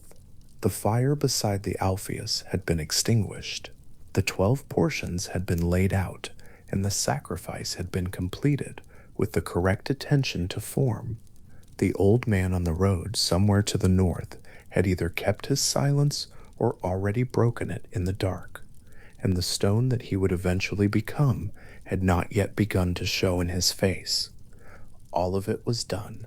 The night was still mostly holding over Mount Selene, the peak above the cave still dark against a sky that was beginning, very slightly, again to shift. There is a stillness the Homeric hymn arrives at here, in this moment before the discovery, that it earns by the weight of the journey it has just described. The cattle driven the full length of the Greek world, the tracks reversed, the sacrifice correctly made, the disguise resumed. The cave holding its ordinary quiet, all of it accomplished in the space between one dawn and the next, in the hours that most of the world had been asleep, across a landscape that had registered none of it, except in the displaced hoofprints and the single witness by the road, who had made his ill-considered bargain and would spend the rest of his existence as a feature of the ground he was standing on. The infant god lay in his swaddling clothes in the cave on Mount Silene, and the cave held him in its stone quiet, and the mountain held the cave, and the Arcadian night held the mountain, and in a few hours Apollo would discover that his cattle were missing. But that was hours away yet, and for now the night was still upon the mountain, and the cave was still. The sky outside the cave's entrance was beginning its slow change. Not light yet, not truly, but the absolute dark of the deepest night hours was releasing its hold on the eastern edge of the sky, with the gradual reluctance that darkness shows at the end of every night. The quality of the dark shifting from the dense particular black of the hours before dawn to something slightly thinner, slightly less certain of itself, the stars at the horizon losing their sharpness. The rocky slope of Mount Silene caught none of this yet. The cave's entrance was still a dark opening in the darker face of the mountain, nothing visible through it but the same gradual diffusion that was happening everywhere across the sky. Inside, the cave was very still. The stone walls held their cool, indifferent presence, the walls that had been there long before Maya found the space and made it her own, the walls that would be there long after the events of this particular night had settled into the myth that the Greeks would tell about this day. The tortoise-shell lyre sat in its place. The cradle held what it appeared to hold.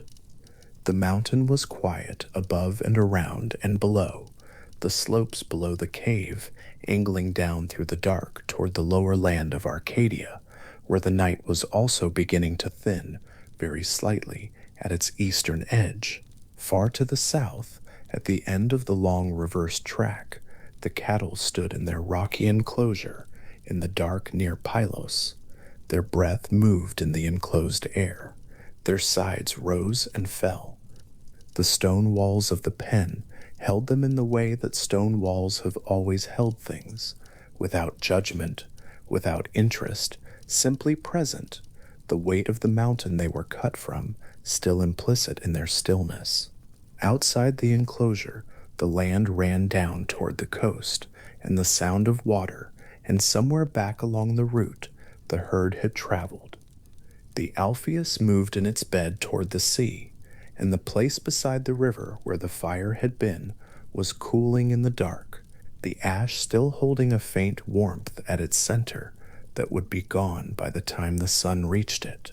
The sky over Mount Silene was the color of the sky just before color properly enters it, the gray that precedes everything else, the particular not quite light of the second dawn that this strange and accomplished day was about to deliver to the rocky slopes and the cave's entrance and the world beyond. The first pale edge of it was beginning to slide down the upper part of the mountain's face, touching the high stone with the kind of light that is still unsure of itself, that has not yet committed to the warmth and clarity of morning, but is no longer the absence of light either. The threshold, the in-between. The cave's mouth held the gray light at its edge, the stone of the threshold beginning to become visible in the way that thresholds become visible at dawn. Outline first, then surface, then depth, the rock's texture emerging from the dark slowly, the opening of the cave resolving from a darkness within a darkness into a distinct shape against the mountain's face. Inside, in the shadows, the infant god lay still in his swaddling clothes, and the cave held him in its quiet, and the mountain held the cave, and the long night that had carried a divine herd from Pieria to Pylos through the reversed dark of the Greek world was coming, very slowly and without any particular ceremony, to its end. Apollo came to the cave on Mount Selene in the full brightness of his presence, and the stone walls of that quiet place held the contrast without flinching. The cave where Maya had made her home was a space of deliberate enclosure, narrow at the entrance, shadowed within, the kind of place chosen precisely because it was not easily found by those who were not looking for it. It had been Maya's retreat from the Olympian world for as long as she had kept it, a cave on the slope of a mountain in Arcadia, where the air was cool and the rock held the silence of deep places. Apollo standing at its threshold was an entirely different order of presence. Where the cave was particular and enclosed, Apollo carried with him the quality of open sky and long distance, the god of the sun's light, of prophecy, of the wide arc of things seen from far above. His sacred herd had been in Pieria in the north, grazing at the foot of the mountains. Now 50 of those cattle were gone, and the trail of their going had led through means that will become clear to this quiet cave on a slope in Arcadia, and to the newborn inside it. The entrance to the cave was low and unassuming, rock on both sides, earth at the threshold, the faint smell of stone and deep shade. Apollo had crossed much of the Greek world in his search, following what the tradition describes not as a trail of hoofprints, those had been deliberately confused, but something closer to the particular clarity of divine foreknowledge, the prophetic gift that belonged to him above all other gods. Even reverse tracks, even sandals woven from branches to disguise a footprint, could not fully mislead a god who did not need tracks to know where things had gone. The Homeric hymn to Hermes, which is the oldest and most complete account of these events, holds that Apollo's prophetic nature was what finally brought him here, not detection in the way a mortal tracker follows signs, something more direct than that and more certain. The cave was still when he arrived. The mountain slope above it was quiet. The goats that moved on these ridges had moved elsewhere, and the morning was well advanced, the light coming at an angle across the rock face that left the entrance in partial shade. Apollo stepped into that shade and looked at what the cave contained. Maya was inside. The cave held the ordinary furniture of a domestic space that had been carefully maintained in its solitude, the things a goddess keeps when she is chosen to live apart from the wider company of the divine. And there, in what the tradition describes as his cradle, wrapped in swaddling clothes, lay the infant Hermes, eyes open, completely still, watching Apollo with an expression that the Homeric hymn, in its particular way, does not describe, but makes entirely legible through what comes immediately after it. Apollo made his accusation. He had come a long way, and he was direct about the reason. His cattle, 50 head, immortal, sacred, among the most significant of his divine possessions, had been stolen from Pieria. The trail had led here. He wanted to know where they were. What the infant Hermes offered in response was not a confession. It was not silence either. What it was, in the account the Homeric hymn provides, was an argument, sustained, specific, and entirely composed, about the physical impossibility of what Apollo was describing.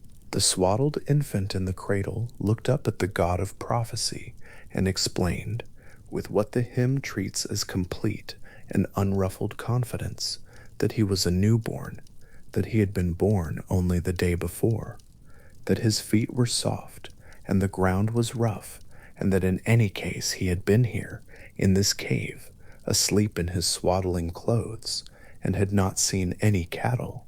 He added that he did not know what cattle were, which was an argument from ignorance, and which was not strictly accurate. The structure of this denial is worth sitting with for a moment, because it is not simply a lie. It is something more carefully constructed than that.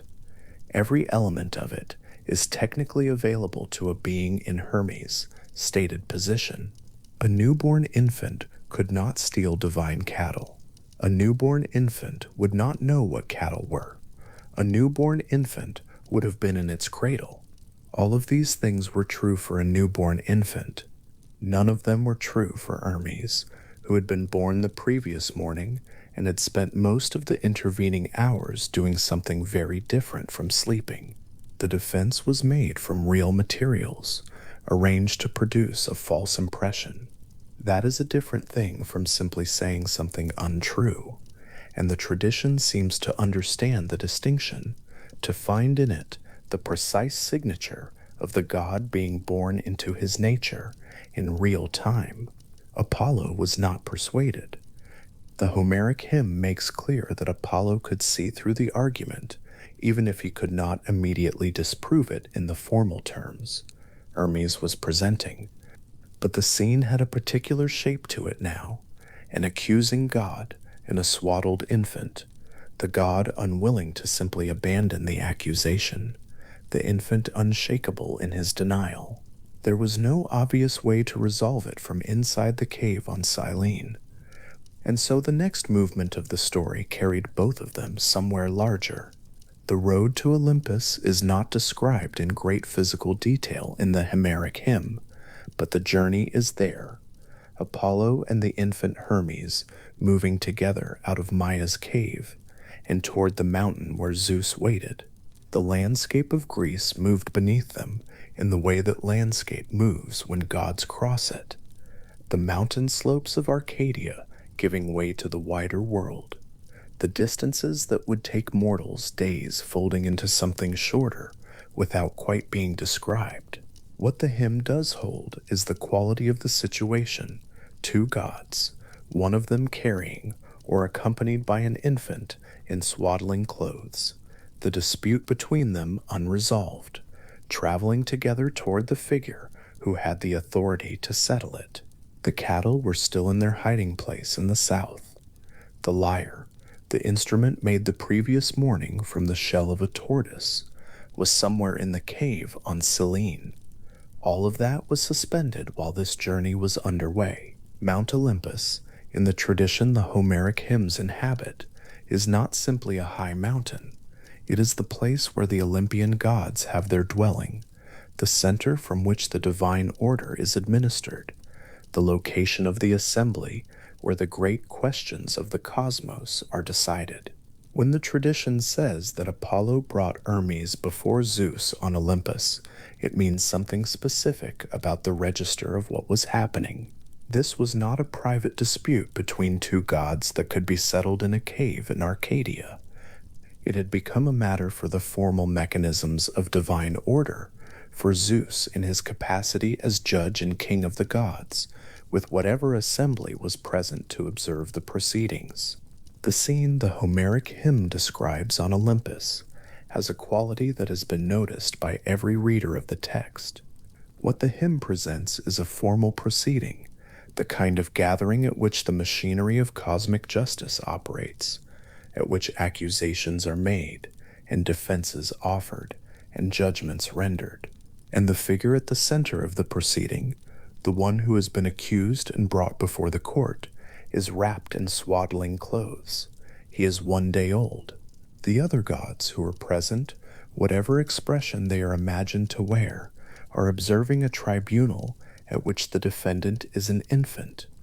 Zeus was seated in his place at the center of the assembly. The Homeric hymn does not spend a great deal of space on the physical arrangements of Olympus, but the sense of the scene is clear enough.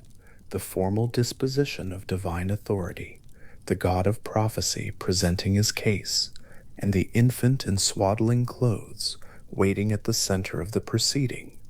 Apollo made his accusation before Zeus in full. He described the theft, 50 cattle taken from Pieria, the tracks reversed to confuse any pursuit, a half-seen witness who confirmed what had happened, and a trail that led, through his prophetic knowledge, to the cave on Silene and the infant son of Zeus and Maia. He was specific about the scale of the transgression. These were not ordinary cattle. They were sacred to him, among the most significant of his divine possessions, and their theft was an act against the standing of one of the most powerful gods on Olympus. He wanted them returned. He wanted the thief acknowledged. It is worth noting what the Homeric hymn does not do here, which is allow Apollo to sound unreasonable. The accusation, as Apollo presents it, is accurate. Every element of it is true. The cattle are gone. They were stolen. The trail leads to Hermes. Apollo's frustration, such as it is, has a legitimate basis. The hymn does not play this scene by making Apollo foolish or excessive.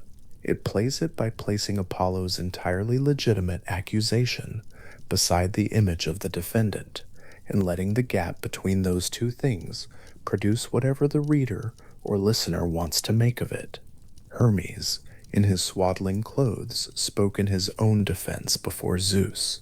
What the Homeric hymn records of this defense is not radically different from what he had said to Apollo in the cave, but it is delivered with what the hymn presents as complete and unperturbed confidence.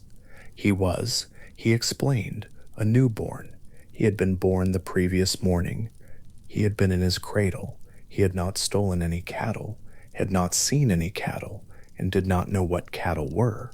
He said this, according to the hymn, without any apparent awareness that the setting, the formal assembly of the gods on Olympus, the great figures of the divine order, gathered around a question about what a one-day-old infant was responsible for, might constitute an argument against the plausibility of his stated innocence. He made the argument from a position of complete composure, which is itself a kind of argument, though not the kind that relies on being believed. The Homeric hymn's account of this moment has something in it that reads, across the distance of centuries, as genuinely comic. Not comic in a way that diminishes what is happening, but comic in the way that the best absurdity is comic, by placing real things in a juxtaposition so precise that the juxtaposition becomes its own kind of statement. Apollo is a major Olympian deity. The formal machinery of divine justice is assembled. Zeus is seated in his place as the highest authority in the cosmos, and the figure making the argument from the center of this assembly is doing so from inside, swaddling clothes, having spent the previous night driving divine cattle across most of Greece and performing ritual sacrifice on the banks of the Alpheus River. The distance between the presentation and the reality is not incidental to the scene. It is the scene. Zeus listened to both of them. The Homeric hymn is precise about what he did when he had heard everything each side had to say, and what it describes is not immediate adjudication. What it describes is laughter. Zeus laughed at his son. The specific image the hymn gives is of the king of the gods having heard the entire dispute. Apollo's legitimate accusation, Hermes' completely confident denial, the full shape of what had happened, responding first with genuine amusement. The infant in swaddling clothes had stolen divine cattle from one of the most powerful Olympians, covered the tracks with reversed hoofprints, made sandals from branches to hide his own footprints, driven the herd across most of the Greek world in a single night, sacrificed 2 of them at the Alpheus River in a ceremony that acknowledged his own divine standing, hidden the rest in a cave near Pylos, returned to his cradle on Cyllene before dawn, and was now before the assembled gods on Olympus, maintaining with complete confidence that he did not know what cattle were. Zeus found this funny. The Homeric hymn says so plainly, and there is no indication that it regards this response as inappropriate. It presents the laughter as the correct response, the one that best fits the situation. There is something the tradition seems to understand about Zeus and about Hermes in this moment. Zeus was the father of both of them, Apollo and Hermes both his sons, by different mothers, born into different circumstances, meeting here in this dispute, because the younger had done something to the older that could not simply be overlooked. The laughter is not indifference to the wrong that Apollo has suffered. Apollo's cattle are still missing, and that is a real matter. The laughter is recognition of what Hermes is, of what he has just demonstrated himself to be, of the fact that the god being accused in this tribunal is already, on the first day of his existence, entirely himself. The character that the tradition would assign to Hermes for centuries after this, the god of thresholds and messages and misdirection, the figure who moves between the ordered realms of the divine world and the spaces outside that order, was on full display in that cradle. Zeus laughed because he was seeing his son for the first time, and what he saw was completely recognizable. After the laughter, Zeus composed himself and spoke. The Homeric hymn is careful about the shape of his judgment. He did not simply acquit Hermes. He did not simply rule in Apollo's favor and order the cattle returned as if no negotiation had taken place. What he did was acknowledge both things simultaneously, that the cattle had been taken, and that Hermes was his son, and that his son would need to make the situation right. He ordered Hermes to lead Apollo to where the cattle were hidden and to restore what had been taken. He rendered this judgment in the register of a father rather than purely in the register of a judge, and the Homeric hymn marks the difference. Zeus knew, as a god of prophecy would also eventually conclude, that the figure before him was not a thief in any simple sense. He was something more particular than that, and the judgment was shaped accordingly. Hermes, upon receiving this judgment, did not protest it. The defense he had maintained throughout the complete and confident denial of everything had served its purpose, which was not, in the end, to convince anyone but to establish a particular kind of position. By denying everything under the full weight of the divine assembly's scrutiny, by maintaining that denial with composure, while the entire situation made it implausible, Hermes had made it impossible to treat the matter as purely a crime requiring punishment. It had become instead a negotiation, and negotiations had outcomes that could favor both sides. The assembly on Olympus concluded. The judgment was delivered. Zeus had spoken in his capacity as the highest authority the tradition recognized, and the shape of what would come next was set. Hermes would lead Apollo south to the cave near Palos, where the cattle were concealed, and the account between them would be settled. The formal proceeding had done what formal proceedings do. It had established the terms on which the matter would be resolved, and it had given both parties a structure within which to move. What the Homeric hymn preserves of the scene on Olympus, sitting in this tradition from roughly the 6th century before the Common Era, is something that works on several levels at once. At the most immediate level, it is the story of a theft and its consequences, played with a very specific and deliberate lightness of touch. At another level, it is the story of a god being recognized by his father, by the formal structures of divine order, as belonging to a place in the Olympian world, even though that place had not previously existed. Hermes was not simply a thief who had been caught and was being made to give back what he took. He was a god who had demonstrated, through a single long, elaborate, carefully executed action, exactly what kind of god he was, and the response of the divine assembly, including, most significantly, the laughter of the father, who had the authority to condemn him, suggested that the Olympian order was prepared to accommodate that.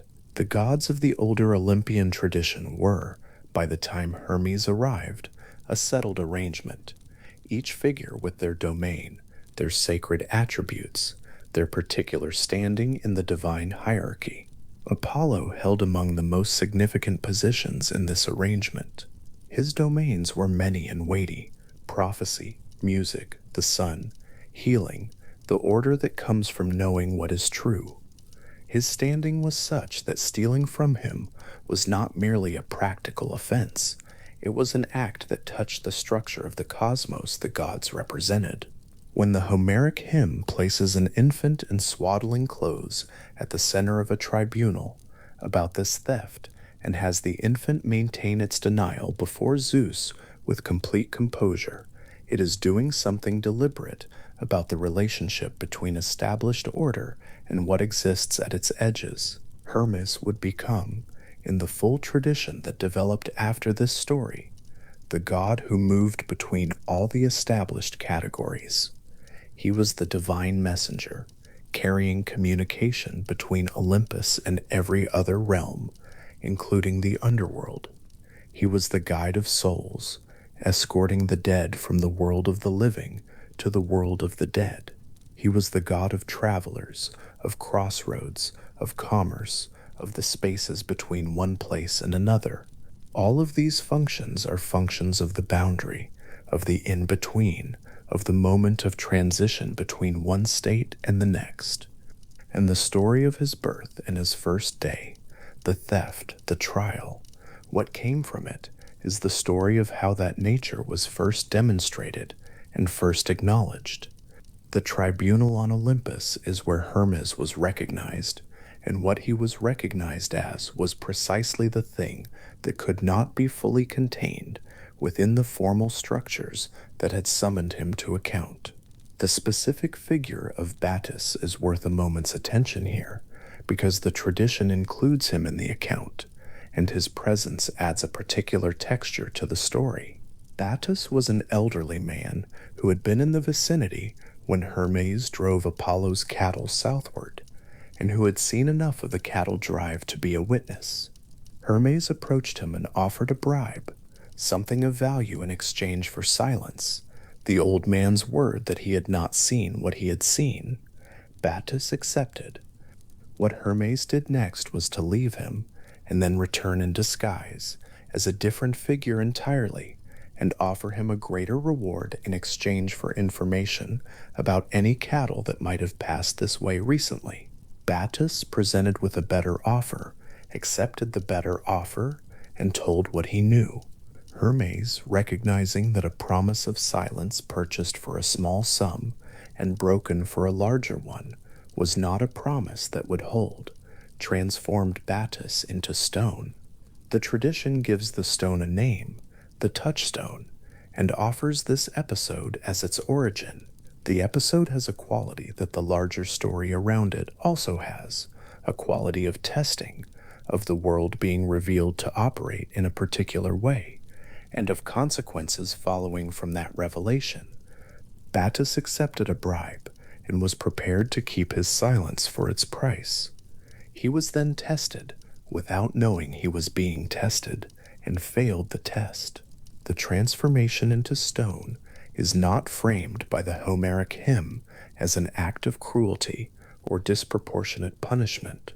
It is framed as the natural outcome of the specific kind of unreliability Bacchus displayed. A stone cannot speak. A stone cannot change its account. A stone cannot be bribed again. The punishment is also a solution to the problem it addresses, which is a kind of formal tidiness that runs through the rest of the story as well. The question of what the formal trial on Olympus was really adjudicating, whether it was purely about the cattle or about something larger, about the recognition of a new god, and the shape his place in the Olympian order would take, is one the tradition does not answer directly. The Homeric hymn does not step back and explain its own symbolic architecture. What it does is tell the story in a specific order, with specific images, and leave the interpretation available without insisting on it. Zeus's laughter is not explained. The hymn notes that it happened, notes that it was genuine, and moves forward. But the laughter is the hinge of the scene, and what turns on it is the shift from the proceedings of a tribunal into the beginning of something else, a negotiation, a recognition, the first movement toward the settlement that would follow. The image of Hermes in his swaddling clothes before the Olympian assembly is one that the tradition has preserved with particular care. Later accounts of Hermes, in Apollodorus, in Pindar, in the fragments of Sophocles' satyr play Ichneue, which handles much of this same material in a very different register, the comic one of the satyr play tradition, all carry the assumption that this is a story the audience already knows. By the 5th century before the Common Era, when Sophocles was writing his plays, the theft of Apollo's cattle and the subsequent events were established enough to be treated as common knowledge, the kind of story that could be approached from an angle rather than told from the beginning. That persistence says something about where the story sat, in the tradition's sense of itself, not as an obscure variant, but as a central account of how Hermes came to be what he was. The formal scene on Olympus, with Zeus presiding and Apollo and Hermes both present, is not a scene that resolves the entire matter. It sets the terms on which the matter will be resolved. Zeus's judgment, go with Apollo, show him the cattle, make this right, is not the end of the story. It is the instruction that sends the story toward its end. The cattle are still hidden in their enclosure near Pylos.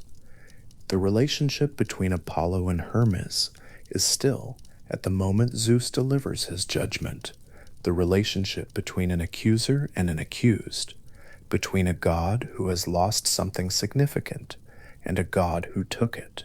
What will change that relationship is not the formal judgment. What will change, it happens after the gods leave Olympus and make their way south together, and it involves something that was made on the first morning of Hermes's life, from the shell of a tortoise and the gut of cattle and the cut reeds of a riverbank. But that is what comes next, and the assembly on Olympus is still concluding. Zeus delivered his judgment in the measured cadences the tradition uses when divine authority speaks. He had heard both sides. He understood the nature of what had happened. He knew his son. He ordered the matter settled, and he did so with the quality of amusement still present in the way the Homeric hymn describes his manner. Not a laughing judgment, but a judgment made by someone who had just laughed, who had not entirely stopped finding this funny, even as he returned to the formal register that the moment required. That combination of the comic and the authoritative is something the scene holds in balance throughout, and it is one of the things that makes the Homeric hymn to Hermes a different kind of text from the hymns to most other gods. The divine machinery is fully present. Zeus is fully in his role as the highest authority in the cosmos, and the scene is also transparently and deliberately about an infant in swaddling clothes. The gods began to prepare to leave Olympus. Apollo had his judgment. Hermes had his instruction. The assembled divine order had witnessed the proceeding and its conclusion. The matter of the cattle, unresolved since the previous morning when Apollo had first discovered that his Pyrrhian herd was 50 head short, was now moving toward its resolution. The landscape between Olympus and Pylos was not short. The cattle were waiting in their stone enclosure, in the dark, unaware of the proceedings that had taken place above them. The fire on the banks of the Alpheus had gone out long since. The river was moving in the usual way rivers move, indifferent to what had passed on its banks before dawn. Hermes and Apollo left the formal assembly of the gods and came out into the wider world together. The dispute between them was not resolved. It was moving toward resolution, which is a different state, the condition in which the shape of an ending is available but has not yet been taken. Apollo had his prophecy and his cattle and his standing as one of the most significant of the Olympians. Hermes had his swaddling clothes and his composure and his tortoiseshell instrument waiting back on Cyllene. What would pass between them on the road south, and at the place near Pylos where the cattle were hidden would determine not just the outcome of the dispute, but the nature of the relationship between these two gods for all the time after. And the road from Olympus ran south through the ancient Greek world. The mountains of the north gave way to the wide middle ground of the peninsula, and the peninsula in turn reached down toward the southwestern coast and the region of Pylos. The day was advanced. Dongzi, the previous night's journey, the one that had brought the cattle here in the first place, had covered this same geography in the other direction, going south in the dark with a herd of divine cattle and an infant god counting his own footprints. Now the direction was reversed, and the two gods moving through it were no longer in the positions of thief and stolen from, but in the positions the judgment had given them, a god leading another god toward what had been hidden, the terms of settlement, not yet spoken, the story still carrying them forward. The assembly on Olympus receded behind them as they moved, the formal setting of divine justice, the arranged authority of Zeus and the attending gods, the careful architecture of a tribunal built around a newborn's denial. All of that was behind them now, and what was ahead was the simpler, more immediate question of what would happen when they arrived at the place where the cattle were. A thing had been taken. The taking had been acknowledged, even if not confessed. The matter was being moved towards settlement. What the settlement would look like, and what it would mean for everything that came after, was still open. The listener who has been following this story through the long night of its events, the theft, the reversed tracks, the nocturnal crossing of Greece, the fire on the Alpheus, the cave on Selene, and the infant in his cradle, the great god arriving at the low entrance of Maya's home, the road to Olympus, and the assembly there has been following a story that was already old when the Homeric hymn was composed in the 6th century before the Common Era, and was older still in the oral traditions the hymn was drawing from. The specific pleasure of following it is not the pleasure of suspense, because the tradition knows where it is going and makes no secret of the direction. It is the pleasure of watching a very carefully constructed story move through its stages, each stage complete in itself, each one carrying the next one's first condition, the whole shape of it, visible from early on and worth following anyway, because the shape is satisfying and the details are good. The two gods went south together. The dispute between them was unresolved. The cattle were hidden. The morning was old. And somewhere between what had just concluded on Olympus and what was waiting near Pylos, the long story of the first day of Hermes' life was still, slowly, finding its way toward the place where it could rest. Hermes lifted the lyre and began to play. The instrument rested in his hands, the way a thing rests when it has been made carefully and with attention, the curved shell of the tortoise fitting against his palms, the 7 strings drawn taut across its body, each one holding its particular tension in the still air between the two gods. Apollo stood a short distance away. The landscape around them was open, the light falling at the angle it holds in the long part of the afternoon when the world has stopped moving quickly and the shadows are beginning to lean. And then the sound came out of the instrument and into the space between them, and something in the air of the scene changed. The Homeric hymn to Hermes describes Apollo's response with a directness that leaves very little room for ambiguity. The great god, the god of music, the god whose own identity was bound up more tightly with the arts of sound and light than almost any other figure in the Greek tradition, heard what Hermes was playing and was, simply, captivated. The anger that had brought him from Pieria to Mount Cylon, that had carried him to Olympus with a swaddled infant tucked under his arm, that had been the driving force behind the entire dispute between them, all of that went somewhere quieter It did not disappear. It moved aside, the way one thing moves when another thing that matters more has come into the room. Apollo stood and listened, and the lyre played, and the afternoon held them both inside its particular stillness. What the hymn makes clear is that this was not a distraction or a softening. Apollo's interest in the instrument was immediate, complete, and something closer to recognition than surprise, as though the sound confirmed a thing he had not known he was expecting to hear. He was the god of music in the deepest sense the Greek tradition could give to that word. Music for Apollo was not an art he practiced, but something woven into the nature of what he was.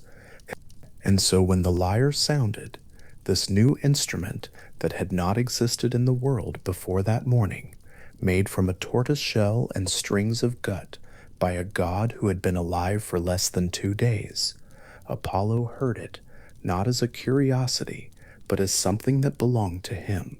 Or rather, he heard it as something he wanted to belong to him, which is a slightly different thing, and one the hymn understands completely. The music moved through the open air and settled into the stones around them, and carried its notes out across whatever ground lay nearby, and Apollo listened. He listened the way a person listens when they have stopped trying to listen and have simply given over to the thing, his anger, his grievance, the long journey from Pieria, the cattle still standing in their rocky enclosure in the southwest with their hoofprints pointing in the wrong direction. All of it was still true, and all of it was, for the moment, secondary. The lyre played, Apollo stood, and the shape of what this dispute was going to become began, very quietly, to change. It is worth holding that image in place for a moment. The two gods on the open ground, one playing and one listening, because the Homeric hymn lingers in it deliberately. The composer of the hymn understood something about the structure of this scene that is still visible across the centuries, that the music was doing something the argument could not do. All of Hermes' clever rhetoric before Zeus, the careful construction of his defense, the rhetorical skill he had deployed with full confidence in front of the king of the gods, none of that had resolved anything. Zeus had laughed and rendered judgment, and the two gods had left Olympus together, with the terms clear, but the grievance still unsettled, still present in the air between them, like something that had not quite been said to its conclusion. And now the lyre was saying it, or rather, it was making the space in which the conclusion could arrive without being forced.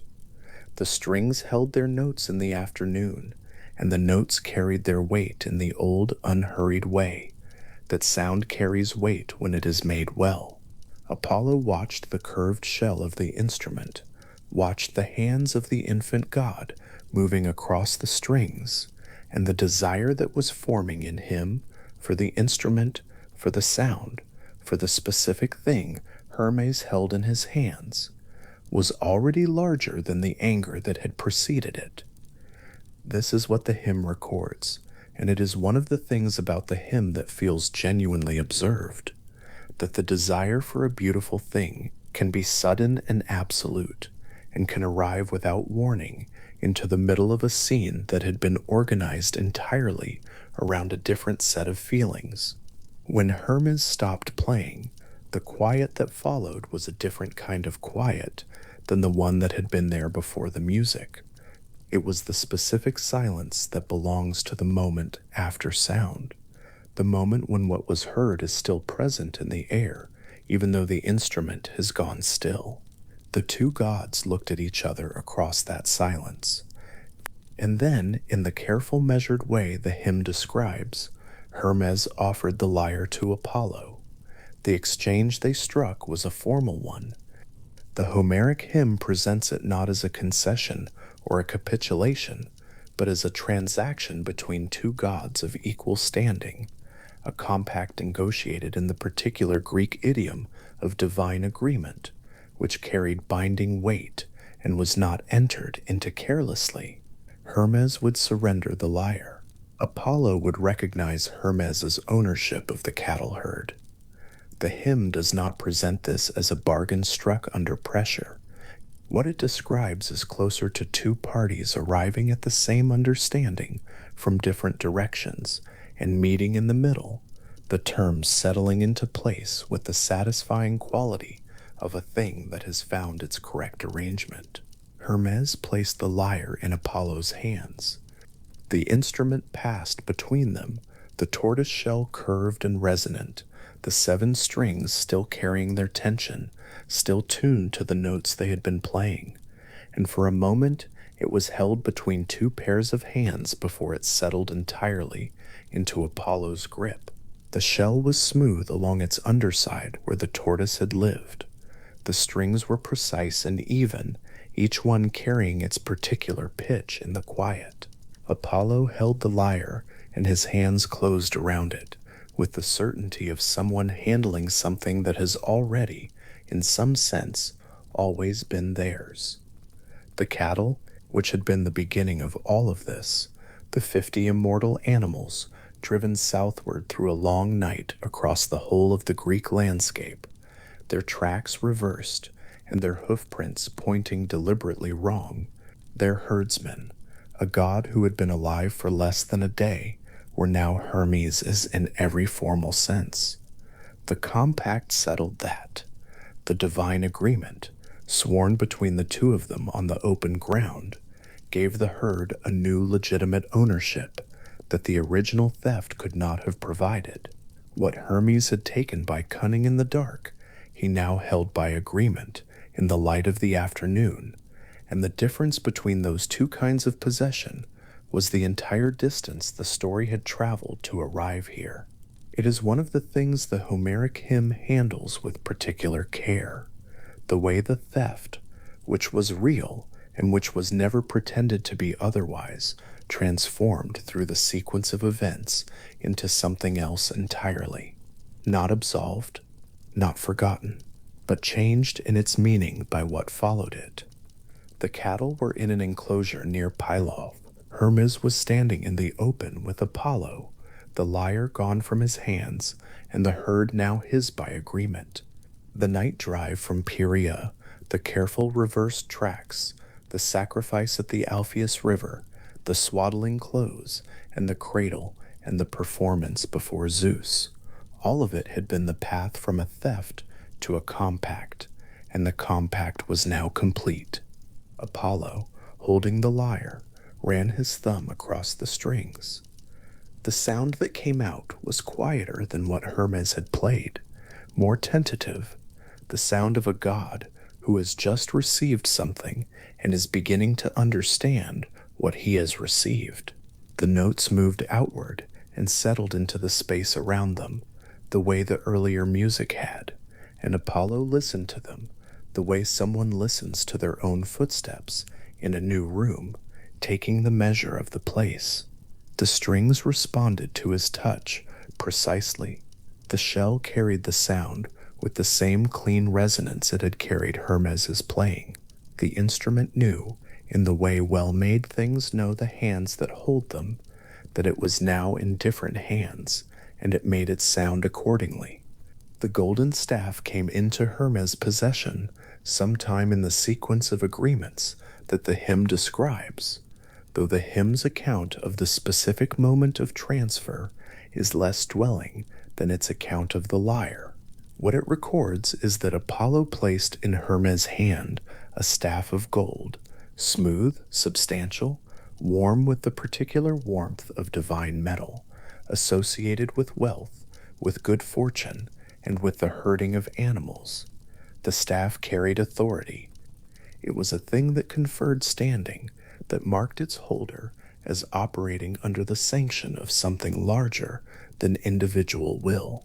In later tradition, this staff became the caduceus, the winged staff entwined with two serpents that would travel through centuries of depiction as one of Hermes' most recognizable attributes, the emblem through which he was identified across the ancient world and long after it. But on that afternoon, it was simply a golden staff, solid in Hermes' grip, warm in the light, a new thing that had just become his. The two gifts passed between the two gods, and the afternoon continued around them. There is a quality to the scene, as the hymn describes it, a particular atmosphere of settling, of things coming to rest in their correct positions, that is distinct from the scenes that had preceded it. The confrontation on Cyllene had carried the energy of accusation. The journey to Olympus had carried the unresolved energy of a dispute in transit. The assembly before Zeus had carried the deliberate comic energy of divine machinery arranged around an infant in swaddling clothes. All of that had been motion, forward movement, the narrative pressure of a story working towards something. And now, on the open ground with the gifts exchanged and the compact sworn, the motion stopped.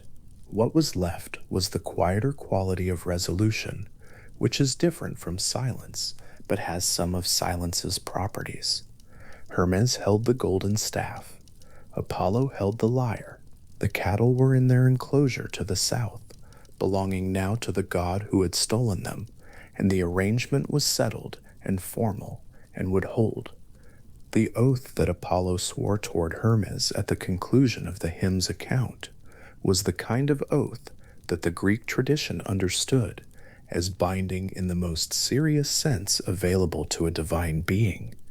It was an oath of friendship, an oath of brotherhood, in some of the hymn's language, the two gods positioned now not as aggrieved party and defendant, but as something closer to allies, to companions across the long span of time that gods inhabit.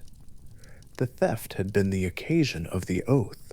Without it, without the night drive, and the reverse tracks, and the sacrifice, and the scene before Zeus, there would have been no occasion for the two of them to arrive at this particular arrangement, which is one of the things the myth seems to understand about how relationships between very different kinds of people or very different kinds of gods sometimes come into being through the collision of opposing natures and the strange agreements that collisions can produce. Apollo was a god of light, of order, of music in its most formal and elevated register. He was associated with prophecy, with the regular motions of the sun, with the measured beauty of things that have been made according to correct principles. Hermes was a god of edges and crossings, of the spaces between one thing and another, of the slightly irregular intelligence that finds its way through gaps that more ordered minds would not have noticed. The two of them were, in a genuine sense, unlike each other, and the myth places them at the end of this story, not in opposition, but in something that looks like genuine affection, the oath sworn, the gifts held, the long afternoon of the dispute finally over. In later Greek tradition, this friendship between Apollo and Hermes became a settled and recognizable feature of the mythological landscape. When Hermes appeared in the company of Apollo, the association carried its own weight, its own history, the quiet understanding that these two had arrived at their companionship through an argument about cattle and a tortoiseshell instrument, and that the argument had made them brothers. The Homeric hymn is the oldest sustained account of how that brotherhood began. Later references in Apollodorus and in fragments of Sophocles' satyr play the Ichneutae confirmed the story as established tradition moving across genres and centuries, with the particular persistence of myths that have found their correct form. The Ichneutae, the Trackers, is a fragmentary satyr play by Sophocles, whose surviving pieces preserve elements of the cattle theft story, approached with the comic energy appropriate to the satyr play form, but in sufficient alignment with the Homeric hymn's account to suggest that the broad shape of the myth was stable across the centuries between them. Apollodorus, working in a much later period, provides a briefer summary of the same events, noting the lyre's invention and the exchange without the hymn's sustained narrative attention, but confirming that these details were understood as the established version of how these things had come to be. The myth was not a single text, but a tradition, a set of agreements about what had happened and what it meant, carried forward through different hands and different forms, arriving at each new generation with its essential shape intact. What that tradition preserved was a story about origins. The lyre had an origin. It had been made on a specific day, from specific materials, by a god who had been alive for less than a morning. The friendship between Apollo and Hermes had an origin. It had been made through a theft and a trial, and a musical performance, and a formal exchange of gifts, on a specific afternoon, on ground that the Greek tradition understood as part of a specific geography. The caduceus had an origin. It had been placed in Hermes's hand by Apollo, the god who had received the lyre in return, the golden staff changing hands, as part of an agreement that settled a dispute neither of them had fully anticipated when it began. Origins of this kind matter to the Greek tradition in a particular way. They are etiological. They explain how things came to be the way they are, locate the beginning of what the world now takes as given, give the present its deep roots in a specific past event. The lyre in Apollo's hands is not simply an instrument. It is the instrument, the first one, made from the first tortoise shell, its strings the original strings from which all subsequent strings descend. The caduceus in Hermes' hand is not simply a staff. It is the staff given on that afternoon on that ground by the god who had just heard music for the first time and understood at once what he needed to give in return. The myth behind each of these things is the myth of its beginning. Hermes, standing on the open ground with the golden staff in his hand, was at that point a god who had been alive for 2 days. He had been born in a cave on the slope of a mountain in Arcadia. He had made an instrument from the shell of a tortoise he found near the cave's entrance. He had driven 50 immortal cattle across the length of the Greek landscape in a single night, reversed their tracks, sacrificed 2 of them at a river in the dark, returned to his cradle before dawn, and then maintained his innocence before a great god and the king of the gods with complete and untroubled confidence. And now he was standing with a golden staff in his hand and a formal oath of brotherhood between himself and the most musically powerful god in the Olympian order, and the afternoon was moving at its own unhurried pace around him. The staff was warm, the light was steady. The cattle were to the south in their enclosure, and they were his. There is a detail in the Homeric hymns account of the lyre's passage into Apollo's possession that carries more weight than it initially appears to. The hymn notes that Apollo, upon receiving the instrument, immediately began to consider what else he might want from Hermes, specifically the skills associated with divination and the herding of animals. The exchange of the lyre and the cattle was not, in other words, the last transaction between them. It was the first of an ongoing set of agreements and negotiations that the friendship between the 2 gods would continue to generate. The lyre was the beginning of a conversation, not its conclusion. This is consistent with the character of Hermes as the Greek tradition understood him. He was a god at whose edges things kept moving, kept generating new motion, because motion was part of his essential nature, in the same way that stillness was part of Maya's.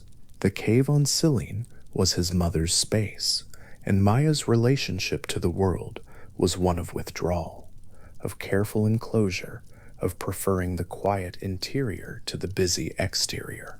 Hermes was exactly the opposite, a god whose nature expressed itself in crossing, in the movement between one space and another, in the discovery of new ground. The friendship with Apollo would be a continuing source of that crossing, a relationship across which things would keep moving in both directions. Apollo carried the lyre forward from that afternoon into everything that followed. The instrument traveled with him through the centuries of Greek tradition, present in every representation of the god, inseparable from the figure of the lyre player, whose music was understood as an emblem of Olympian order and beauty. The curved shell of the tortoise, the specific, original, particular body of the instrument Hermes had made on the first day of his life, was the body of the thing Apollo held. The strings Hermes had stretched across it were the strings Apollo played. The resonance that had moved Apollo from anger to wonder on that afternoon was the same resonance that would carry forward through time in the god's hands through every subsequent playing of every subsequent instrument built in the image of the first one. The tortoise, which had been moving slowly across the rocky ground near the cave's entrance when a newborn god noticed it, had become music. That is what the myth holds. Not what happened to the tortoise exactly, but what the tortoise became, the body of the thing that changed Apollo's mind, that made the compact possible, that founded a friendship between two gods who would otherwise have remained on opposite sides of a theft. The shell of a small, slow creature carried forward through time in the hands of the god of music, still curved in the shape of the living thing it had been, still holding in its resonant interior the possibility of the sound that had first filled the cave on Silene Ann, on a morning that was also, somehow, the beginning of music itself. The afternoon where the two gods made their agreement moved into evening in the way that afternoons do, and the light changed its angle and the shadows lengthened across whatever ground they stood on, and the two gods went their separate ways with their separate gifts. Apollo northward and upward toward the places associated with light and order and the formal beauties of Olympian existence, the lyre traveling with him. Hermes in whatever direction the god of crossings and edges moves when the day's particular business is finished, not toward any one fixed place, because that was not his nature, but along the paths between places, the roads and thresholds and edges of things that were his domain. The cattle were still in the enclosure near Pylos. Somebody, a mortal herdsman, some figure of the ordinary world existing just at the edge of the myth's attention, would find them or tend them or wonder at them. The divine animals standing in their stone enclosure in the southwest, their hoof prints still pointing in the wrong direction in the dust outside, their hooves worn from the long night's journey across the full extent of the Greek landscape, their breath quiet in the enclosed dark. They were Hermes' cattle now. The compact had settled it. They would stand in their enclosure in the southwest of the Peloponnese, and they would be in whatever sense immortal cattle are owned by the gods who hold them. The golden staff traveled northward in Hermes' hand, or southward, or along whichever road was the one the hymn's geography places beneath his feet. The staff was warm, and its weight was precise, and its gold caught the late afternoon light in the particular way divine objects catch light, which is to say, with a consistency that does not depend on clouds. Hermes held it the way a god holds the thing that has just been given to him by a compact with the specific sense of its weight and warmth and the understanding that this is now what he carries. The caduceus, which it would become in later tradition, with its wings and its entwined serpents, was still only a golden staff in that afternoon, smooth and warm and recently transferred. The serpents would come, the wings would come, the centuries of depiction and association and emblem would accumulate around the staff, the way such things accumulate around divine objects in the long tradition. Slowly, layer by layer, each generation adding what it needed, the emblem to carry. But on that afternoon, it was a golden staff in the hand of a god who had been alive for 2 days, moving along a road somewhere in the landscape of ancient Greece. Were the cattle to his south, and the lyre to his north, and the oath of brotherhood settled into the air between himself and Apollo like a thing that had always been there and was only now being acknowledged. The Homeric hymn to Hermes was composed somewhere in the vicinity of the 6th century before the Common Era, in the tradition of Ionian Greek epic verse. Reval lines moving in the long falling cadence of dactylic hexameter that carried the Greek epic tradition from the Iliad and the Odyssey through the Hesiodic poems and down through the hymns to all the company of gods. The hymn is one of the 4 longest in the Homeric hymn collection, running to nearly 600 lines. It is the only ancient source to provide the full narrative of these events in sustained form: the birth on Cyllene, the tortoise and the lyre, the night drive across the landscape, the sacrifice at the Alpheus, the trial before Zeus, the exchange of gifts, and the oath of friendship. All of it moves through the hexameter with the particular combination of formal dignity and comic awareness that distinguishes this hymn from many of the others. All the tradition's most elevated poetic form in the service of a story about an infant stealing cattle and lying about it to the king of the gods with complete composure. The hymn survived because it was worth preserving. Across the centuries between its composition and the various manuscript traditions that carried it forward into the medieval period and eventually into print, the hymn moved through the hands of copyists and scholars who found in it something worth the effort of continuation. Bride of Hermes' birth and first day continued to be told because the story had found in the hymn's composition its correct shape, the shape that made it feel true in the specific way myths feel true when they have been given the right form, which is not the truth of historical record, but the truth of things that explain something real about the world. What the story of the cattle theft explains in its most essential form is Hermes. It explains what he is, how he came to be it, and what the relationship between his nature and the order of the Olympian world looks like when the two of them are placed directly against each other. The great gods of the Greek tradition were not made, and they arrived complete in what they were, as Hermes arrived complete in what he was, within hours of his birth, already inventing and stealing and performing before the cave on Cyllene had fully registered his presence. But what they were required, sometimes to be confirmed, to be tested against the world they inhabited, and to emerge from that testing recognized. The cattle theft is Hermes' confirmation, the trial before Zeus, the oath of Apollo, the golden staff in his hand. At the story's end, these are the moments in which what he already was became formally acknowledged by the order that surrounded him. Or the lyre in Apollo's hands, that evening or that following morning, or whatever time the myth permits itself to be, was already becoming inseparable from him. The god who had arrived at the cave on Cyllene looking for cattle was leaving with something that would define him across the entire span of the Greek tradition, something he had not known he was looking for when he crossed the threshold of Maya's enclosure.